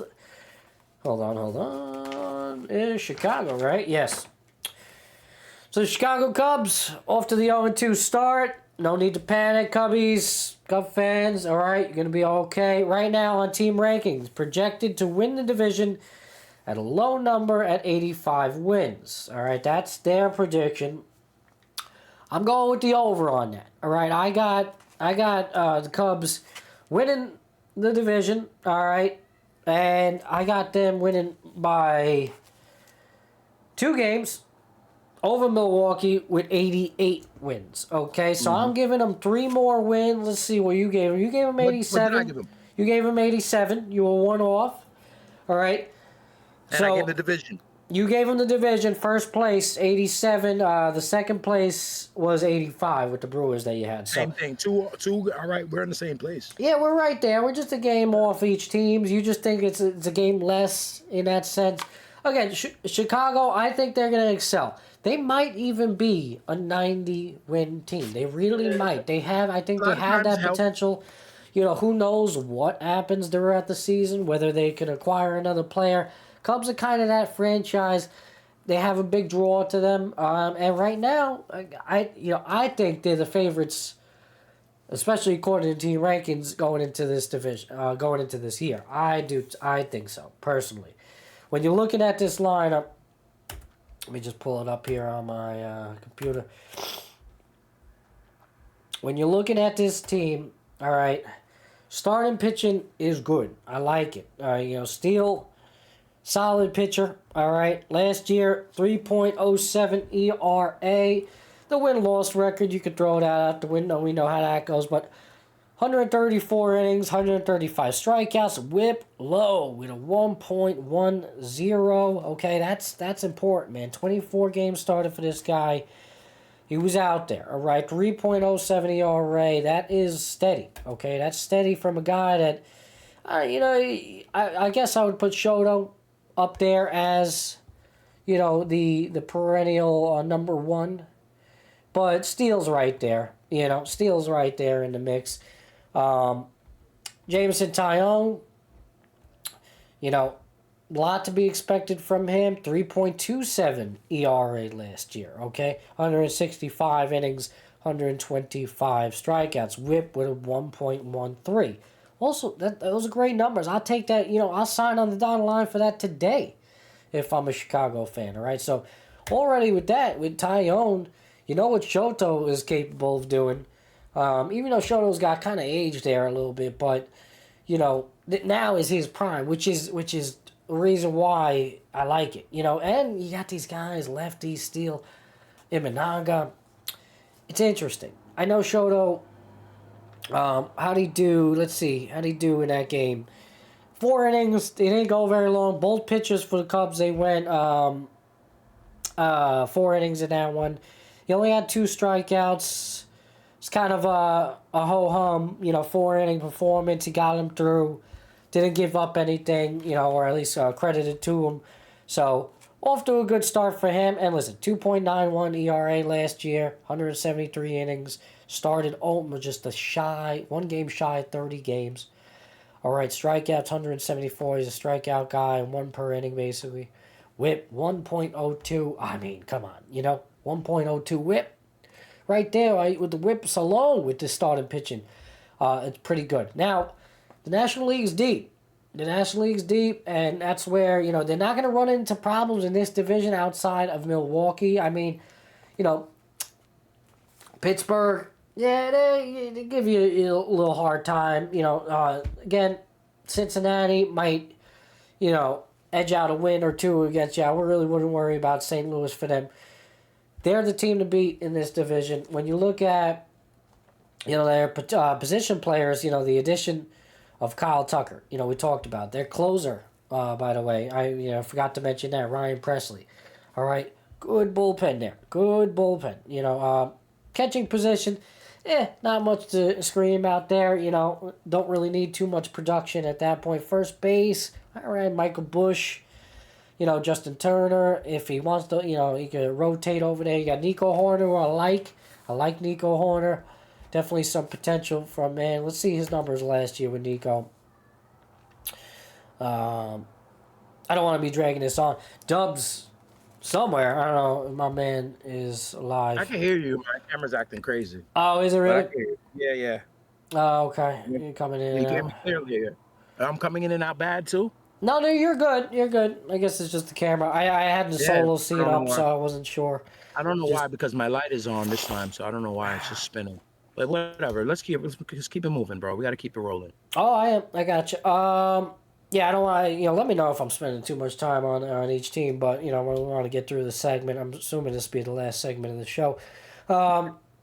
So, yeah, again, Nico Horner, not bad, 273 last year. Let's see how many at-bats, 582. So he played. Good numbers, nothing spectacular, not a huge power guy, but just solid. Matt Shaw over there at third. Dansby Swanson, shortstop. Ian Happ, Pete Crow Armstrong, and Kyle Tucker. You got Say need a good year from Say as well. I think, there's a lot of expectations for him. 283, 21 home runs. See if he can add on to that, and really do his thing. So far this spring, 3 home runs, 242 average. Not bad, So, let's see. I like the Cubs. I like them, especially in this division. I don't know about, come playoff time for them. I don't think they have any huge, but they'll be there. They'll be in the mix. I definitely. I have them winning the division. So, but I think they're going to run into some trouble eventually, but who knows, man? 1 or 2 more additions to this team, you may bolster that lineup a little bit. I think the pitching staff is a strength for them, but they need to add a couple more pieces maybe to really elevate, and who knows? Maybe even in the bullpen just to tighten up that pitching, and they could be a dominant team, potentially. I haven't made 88 wins. There's no reason why they can't be 90, 91, maybe even a 92er. So, that'd be interesting there. Real quick, let me check what time. How we doing on time, man? We're a little, hour and 40. Time. Yeah, we were streaming for an hour and 40 now. Yeah. That's great. We're gunning for 12. That's what we were gunning for. We came on pretty decent time, almost on time. Yeah, I know. We still got to do the AL Central, though. We might have to It's going to be quick, bro, because the White Sox, we're not going to spend a lot of time on it. Yeah. Let me just run through this. So Cincinnati, all right, that's for me. Cincinnati right here. I got them at 74 wins, coming in last place. All right, there's not much to talk about with them. Again, a lot of I like Hunter Green, Singer, Alexis Diaz, Short, Brett Suter, but it's just when you look at this lineup, it's a bunch of holes outside De La Cruz, bro. And De La Cruz, he's kind of up and down himself. He's got so much talent, the kid. But, consistency is a question mark. But there's holes all over the place. First base, left field, center field, right field. Yeah, that's what I mean. And he's your guy. Like, he's the only guy right now. Who, on the team, yeah. You got Matt McClain, Gavin Lux. It's like there's just holes all up and down this lineup. And on top of that, it's not like the pitching's deep. They're going to fall, man. This team could be dreadful. Low 70s for sure. I have them at 74 wins, but I could even see them being one of the worst teams in all of baseball. You think Terry Francona team will be a bad team like that? You don't think just talent? It's not even about Francona. I love Francona. It's just, I do. The talent is that bad. I do think the talent's that bad. I know you got him at 78 wins, but you still fourth place there. Under 78, bro. Go for it then, bro. Yeah. Put the shekels on the under then, bro. On the under for that? Yeah, I don't like Cincinnati here. Yeah, I'll argue you all day, but you're making me second guess myself over here. It's You are interesting that killing these we're a little wide on that one. Yeah. Oh, look at my You're hair. giving them 74 wins, but then you said if they went under 70, I wouldn't be surprised. That is what hurt my heart. Oh yeah, I wouldn't be surprised for sure. Okay. Yeah, no, because this team's not deep, bro. I mean, again, injuries happen. We know it. Baseball, I mean, and then just bad play overall. This lineup sucks. I mean, where are we getting the offense? Pitchers can just go in and pitch around crews and forget about it. They don't even need to worry about them, bro. Like if they really want a game plan like that, that's just my perspective on it. But so that's that. When Pittsburgh, real quick, I like Pittsburgh more. I do. I have them at third place, 82 wins. Okay. You have 82 wins. Though, 82 so, with Pittsburgh. Yeah. And I love them, and I gave them 80. I got So, 79. right. Your final decision was 79 right, on I it. changed it to 79. You're right. Yeah. 82 wins, third place. So I got 3 teams in the NL Central, 82 and up with the wins. Obviously, the first and second place teams being a little bit wide margin there, But I got Pittsburgh there. Your fifth place team being a 70 to 74 win team in your mind. That's pretty solid division. You can go It's in not there bad. It's a from kind of another middle of division. the pack, yeah. Right, I want to see. Right. You can go in there from another division and play a 3-game set with Pittsburgh and Milwaukee and lose 4 games fast Uh-huh. and get your ass kicked, Right. It's not. I know. I was wrong for saying it was like super weak over there before. And I was wrong for saying it was fucking great. Yeah. It's a middle of the pack division. I think it has the potential. It has the potential to go middle of the pack or weak. But I think it's more leaning with the Cubs, Brewers, and the up and coming of some of these Pittsburgh players on the Pirates. The Pirates. All right, so that's what we share. We share our interest and we got that eye on them on the black and yellow. For sure. So that's it. I won't be keeping everybody too long. We got 15 minutes till 12. That is the mark of the end of the show for today. So, Dub, let's get your AL Central. Okay. Yes, sir. Let's go. I'm going to pop everything up over here. Okay, so I'm going to start with the White Sox. 41 and 121, one of the worst records in the history of baseball. A game that's been played over 100 years. The Pirates. So they lost Gavin Sheets and they lost Moncado. They acquired Mike Tauchman. They acquired Joey Galloway. They traded their ace Garrett Crochet to Boston, kind of like they did with Chris Sales many years ago, for a boatload of prospects. So you know what they're doing. They're trying to win more than 41 games, and they're trying to develop players. Also, what else I got on them? Yeah, this might be. This is going to be a build. This might be the worst obviously. division in baseball. I don't know. You know what's crazy? The Twins were 82 and 80 last year in 4th place, and they had 3 playoff teams. What did you say was the number that you had for the White Sox? Not that your personal prediction, but what was the projection? The over-under? Yeah, the win. It's 53. Yeah, that's insane, bro. Right. After winning one having the worst seasons That's ever insane. in the league, and he only getting 12 more games. I was wrong. 53, bro. Chicago's definitely the worst team. You're right. I'm not. Because I was just saying that freaking Cincinnati has the chance to be. But you're right. Chicago is definitely. I mean, that's hard, bro. That's hard to pick a 50. Even if it's 54, because how do you not go over that? I agree. That's you're projecting this team to lose 108 games. I mean, yeah, more. That's insane, bro. Yeah, more. It would be 108.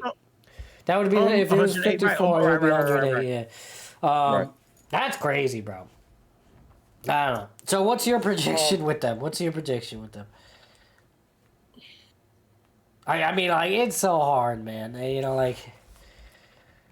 Man, That's crazy. It's like, how do you not pick a 65 or something?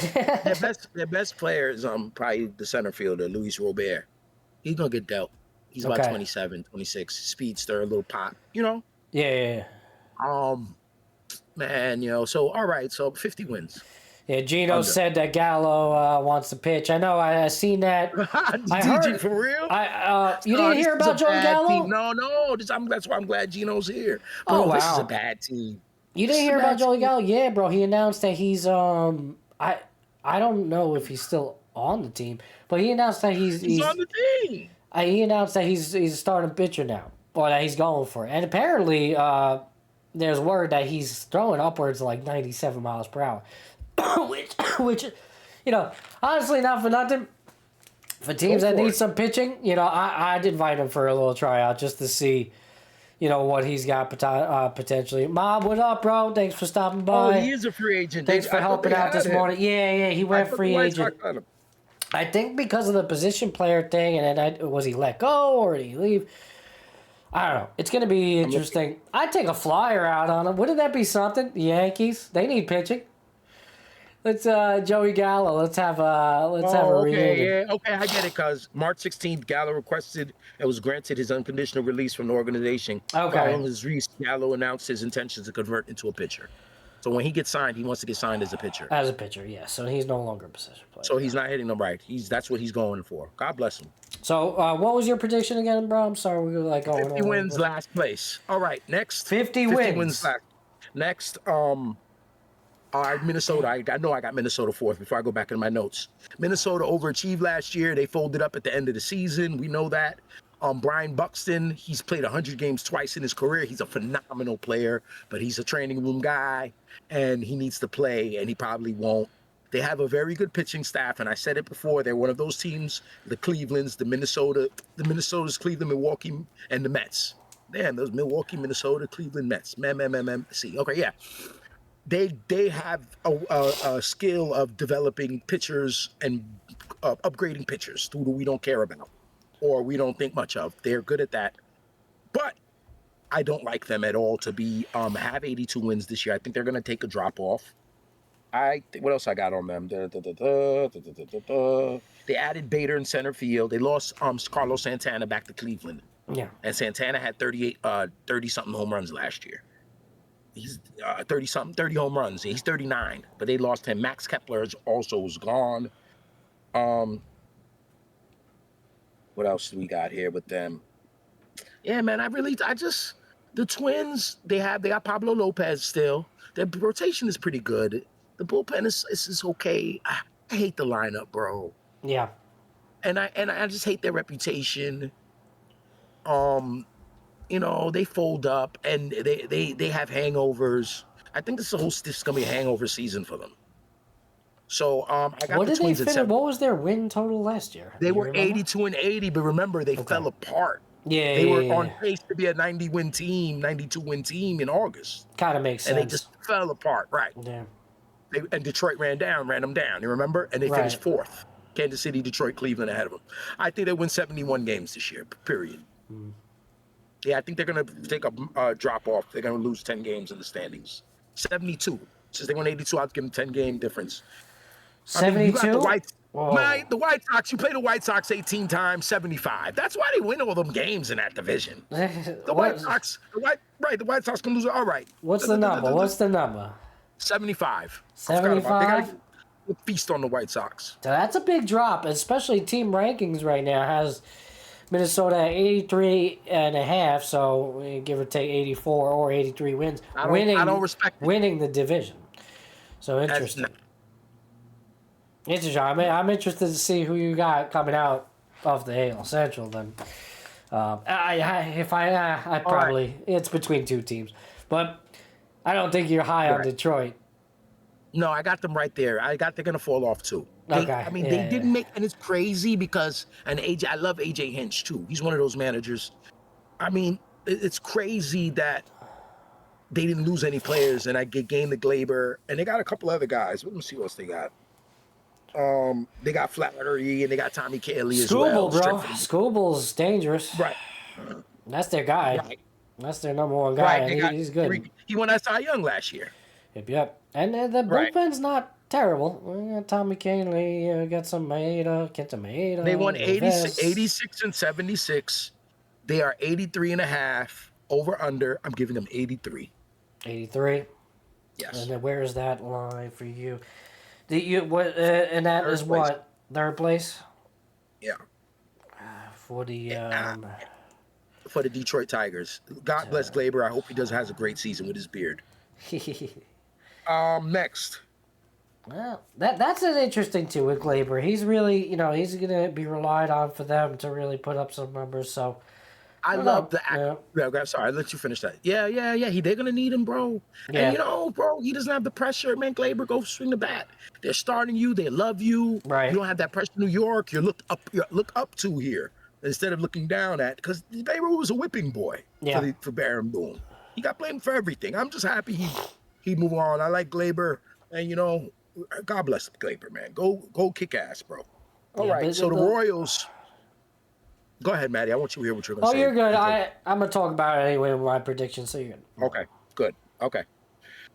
I want you to add in while I'm speaking on it. I love it. All right, so the Royals added Jonathan India, second baseman, DH, leadoff.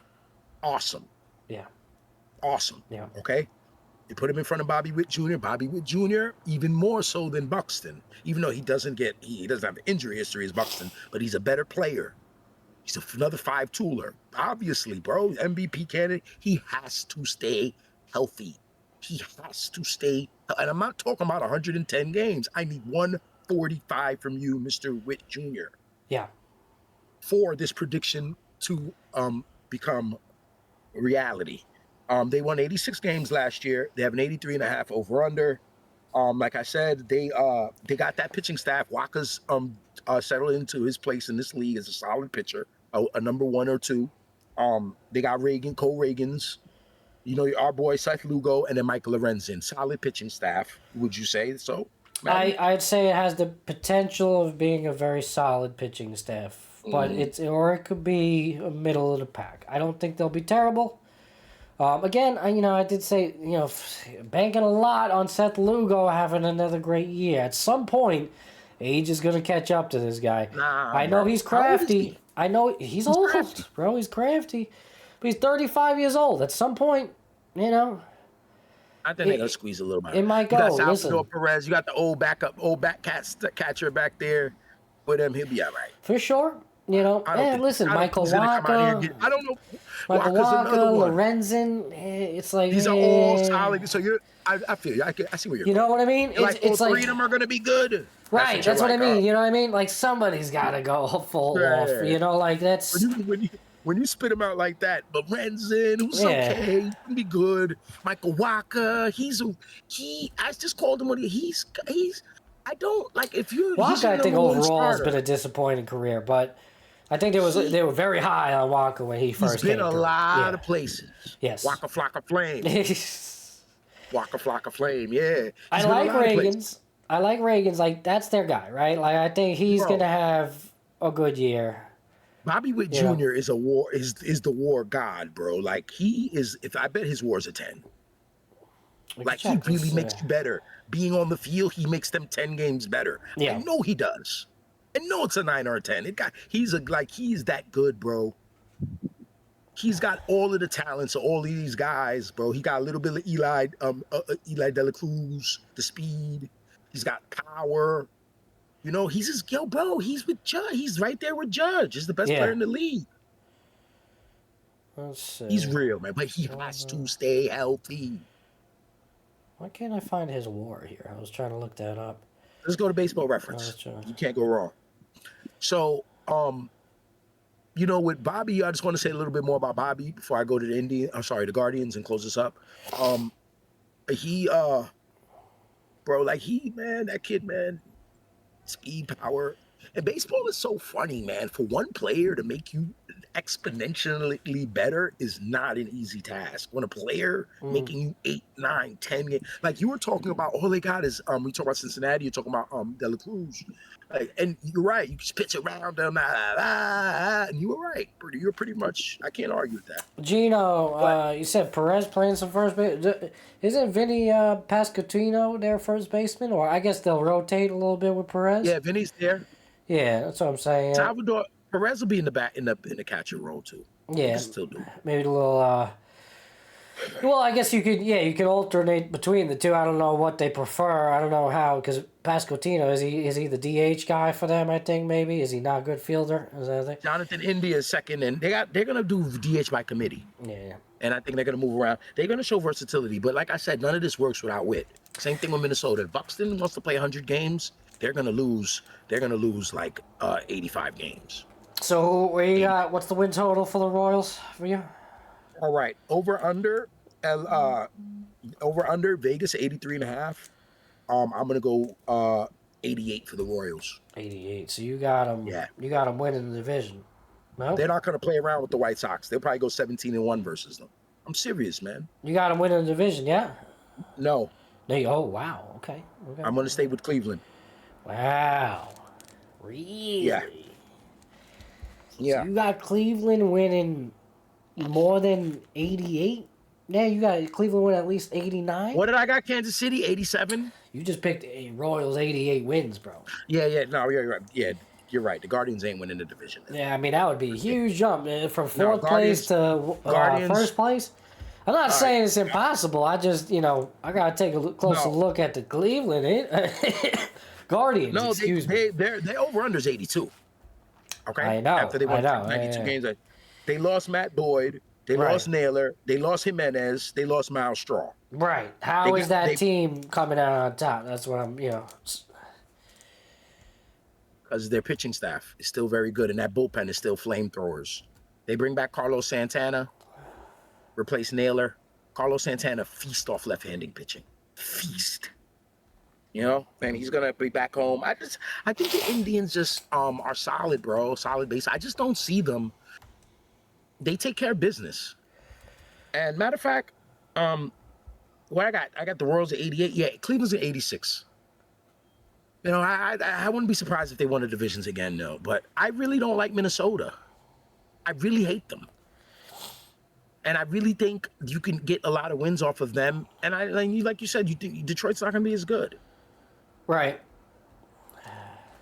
Yeah, I mean, Detroit I think, overachieved. I think you're giving Guardians a little bit, but, the pitching's Gavin there. Williams, Pitching's there. Bieber. I know, you got, BB, well, you got freaking Gavin Williams, Shane, They got Bieber Cisse as in the well. bullpen. Yeah. Hunter Gaddis, I like Tristan 1.57 McKenzie. ERA. I'm high on Tristan McKenzie as well. I like that pitching. You do. You got Class A. They got the best bullpen in baseball. The one that the It's Yankees good. feasted on. Yeah, you got Paul Sewell there, Kate Smith, Gaddis. Bro, You're right. That goes big that's- time. You get 5 runs, you're winning the game. Problem is can they hit? Can they actually produce? And I don't know. I could see in this division them doing In this league, the league. I don't know. They're a professional baseball team, man. And once again, they get the White Sox 18 times. Yeah, that's tough. That's a tough one. That's big, Yeah. bro. Yeah. Having the White Sox in your division, that's love. You're ahead of the whole All right. wild card. Everyone else in your division plays them the same amount of time, but everyone else in the league doesn't. No, Who's the worst team in the American League East? Right. You got them. We don't even know who that is. worst team in the American League East. Somebody now? good. Yeah, that's Right. I mean, that's a tough one, bro. Yeah. Right. We don't have to deal with that today. Though. Literally, I know we're gonna recap that on Thursday, but yeah, that's a tough That one. is tough, bro. That's That was a great division. That's a division, and can- I feel like the same thing with the Mets. Mets are, I think, a slightly but lesser. You got well, the anyways. Washingtons of the world. Yeah, Every like team- Miami. every team Miami's beat still you. bad. Miami And and then, Washington's right. still bad. Just those top Right. three. Right. The AL East is nice. Yeah, for That sure. shit, that's not fair. Oh, Toronto's the worst team, 82 wins. Yeah, the West. The Boston. West is like nothing. Bottom feeders. Yeah. You got Seattle, Texas. Garbage. Yeah. I don't know. I Oakland. think you're right. That's interesting. Excuse me. So, Yeah, man, that was- Toby's got AL Central. Just to recap, all right. White Sox 50 wins. They're coming in last place. Minnesota Twins 75 wins. That'll give you a fourth place finish there. Yep. I changed my All right. mind. Guardians 88, Kansas City 87. We're going Guardians division again. The bullpen, I Christ. can't get over it. 88 Sorry. wins, Gardas, and in Kansas City 87. 87. Yes. Oh my God. It's like Price is Right, yo. $1. Switching it up on me. I mean, Second what are you doing, place. You're putting it in stone now. It's in stone. That's it. Final answer. So you got Guardians winning it out. 88 wins. Royals 87. All right, coming in second. I like that. Actually, the offense with the Guardians, though, I don't know. I probably have to give the Royals the push, but The Royals more exciting, but I don't trust Detroit them. with health. Tigers, 83 wins, third place. All right, and what were they projected again? I'll just pull 86. this up. No, 84. 83 and a half. I got 82 and a half on team rankings for Detroit. So yeah, it's weird. On team rankings, they got Minnesota, Detroit, Kansas City, Cleveland, and Chicago. Those four teams. Minnesota, crazy. They Detroit think City, Cleveland. Cleveland is a professional organization, bro. They got them You know what all. I mean? They got fourth place and When first last place time 2 games. When last time you remember seeing the Guardians in fourth place, bro? Think about that in your brain. I'm sure they've been there in the last 20 years, but come on, bro. That's not where they be at, bro. Yeah, Detroit but, and you know, Kansas City and Minnesota is going to be better than them. Get out of here. I guess again, the way they're ranking them, fourth and first place is just 2 games away from each other. Minnesota don't got no heart. You listening? I got Cleveland 82 wins in fourth place and Minnesota 84. So it's literally only 2-game difference from first to fourth place. Basically saying that this division is middle of the pack. They're just not as good. It's kind of up for grabs, which honestly, outside of the White Sox, it is. I agree. I don't think it's like super solid. I think the 2 teams are the Guardians and Royals. You got to get through, but NL Detroit, Central's better. can the Detroit find a way to sneak a win? If that pitching on the Guardians isn't as good as we expected to do, because that's the thing. You're really banking on them to be, really good in terms of that pitching. Offensively, they're not going to put up big runs. Royals, I think, have a much better lineup, and we know their pitching can hold their own. So, if that doesn't indicate where I'm going with my predictions a little bit, so that's where I'm going. I'm going in that direction. I think the Royals are going to come out on top of this division. Okay. Mm-hmm. That's just me on this one. I think they're going to find a way. Last year, this year, team rankings has Kansas City at third place, 82 wins.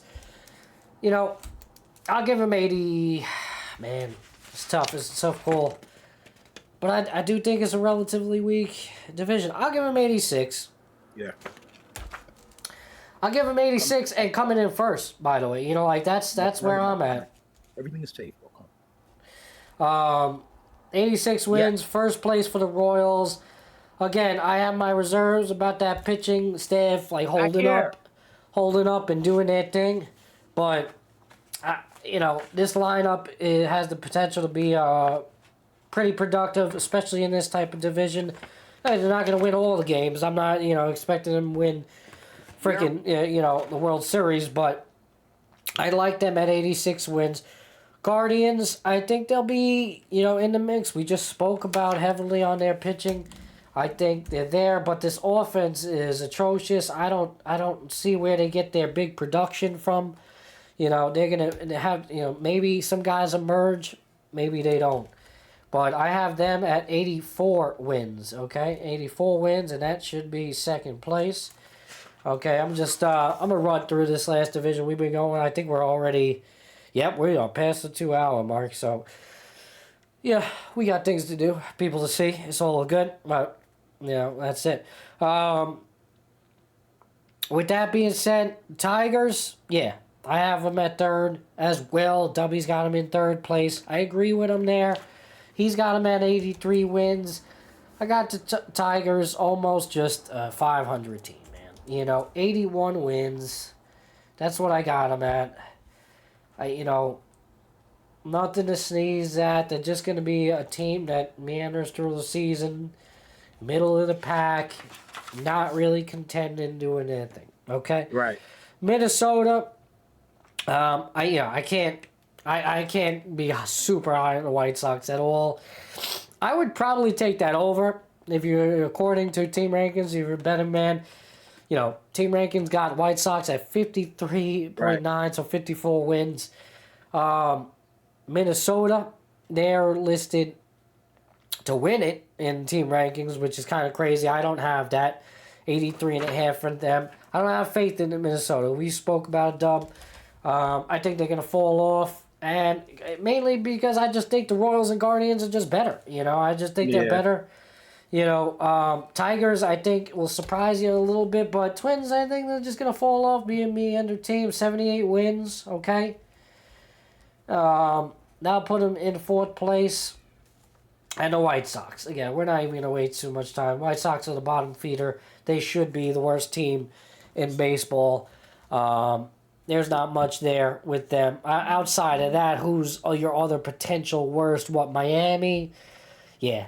Or Colorado. Right. Rockies are not good. Colorado is also another team projected to win 60 games. That's freaking wild. That's so low. That division is tough, man. That is a tough division, though. And Colorado what did they do? What did they do to improve themselves?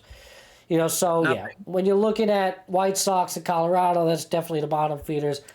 I don't know if I could go as low to say 54 wins. What did you have the White Sox at? 50 wins? 0. That's kind of like a mind-boggling number to me. I know they're bad. I got to look at Vegas and respect Vegas. I'll give them 55. I don't know. I'll give them what team rankings got them at 54. I'll give them one more win. I give them 55 wins, man. Yeah. Take the over by 1. And that's it. There's your AL Central. There's your NL Central. All right. That's going to complete the segment for today, folks. So just a quick recap again. My prediction. Yeah, we got you, baby. I got company. I got to take off, man. Sounds good. All right. Just a quick recap. Okay. My prediction. NL Central prediction. Chicago Cubs winning 88 wins. Milwaukee, 2nd place, 86 wins. Cincinnati, last place, 74. Pittsburgh, 3rd place, 82 wins. St. Louis, 4th place, 76 wins. Dubby, he's got the Pirates coming in at 3rd place, 79 wins. Cardinals, 75 wins, 5th place. Reds, 78 wins, 4th place. Brewers, 85 wins, 2nd place. Cubs, 1st place winners. 87 wins. Okay, we're just one off there. Dubby with the Central. He thinks that 1st place is going to the Guardians. 88 wins. I think Gino was like, hell no way. We'll see. That's going to be an interesting one to look back on. Royals, 2nd place, 87 wins. 3rd place, Detroit Tigers, 83 wins. 4th place, Twins, 75 wins, and dreadful White Sox in last place with 50 wins. That would be something else if you get hit on that, man. 50 wins. That's crazy. Yes. AL Central, for me, Royals, I got them coming out on top. All right, 86 wins. Again, kind of middle to just bad, weak division, really. But it comes down to Royals and Guardians. Guardians, 84 wins, 2nd place. Tigers, 81 wins, 3rd place. Twins, 78 wins. White Sox, 55. I'll give them 55. Take the over, people, on the year. That's insane. All right. With that being said, folks, thank you for stopping by. Thank you for the follow earlier. Was that Gamer? We really appreciate that. We have finally hit 50 followers on Twitch. Please, if you haven't already done so, check us out on YouTube as well. We are simulcast on YouTube. The stream was good. It was a beautiful thing. And that's it. With that, Dub, if you need to go, baby, don't worry. Take off. It's all right. Let the people say goodbye. Dub, you there? He's gone. He's already out of here, man. Oh, man. Well, again, thank you, everybody, for stopping by. I'm going to pull up this scene. So we are finally a Twitch affiliate. It's a beautiful thing. A lot to come going forward with this show. Please, if you haven't already done so, please like, follow, and subscribe. Check out all of our socials. We're going to have some of the clips and our predictions out here on the show going forward. So definitely tune in for that. And again, stay updated. Make sure those notifications on so that you know when we are going live. And that is all, folks. I hope you have a wonderful day. I hope your weekend ends well. Have a good start to the week. All right. Check my page, my personal page, Epis Benedetti, for a Mental Health Monday video coming tomorrow. All right, I like to do my mental health videos. Please check it out. A lot of people enjoy them. And soon on Epis Radio, we are going to be implementing some new shows. Might have a mental health shows, some maybe pop culture shows, some dating shows. Who knows? Who knows? Who knows? A lot in store. All right, so again, thank you for tuning in, Gino. Appreciate it. Mob, Gamer, Zero, everybody that's involved. Dub, my co-host, my man, Pots and Pans. Thank you for everything, everybody. Hope you have a wonderful day. Check the YouTube pages for a full recap of this show. If you want to watch it on there, you can watch it on Twitch as well. All right. Epis Radio, Matty B. Keep showing up, everybody.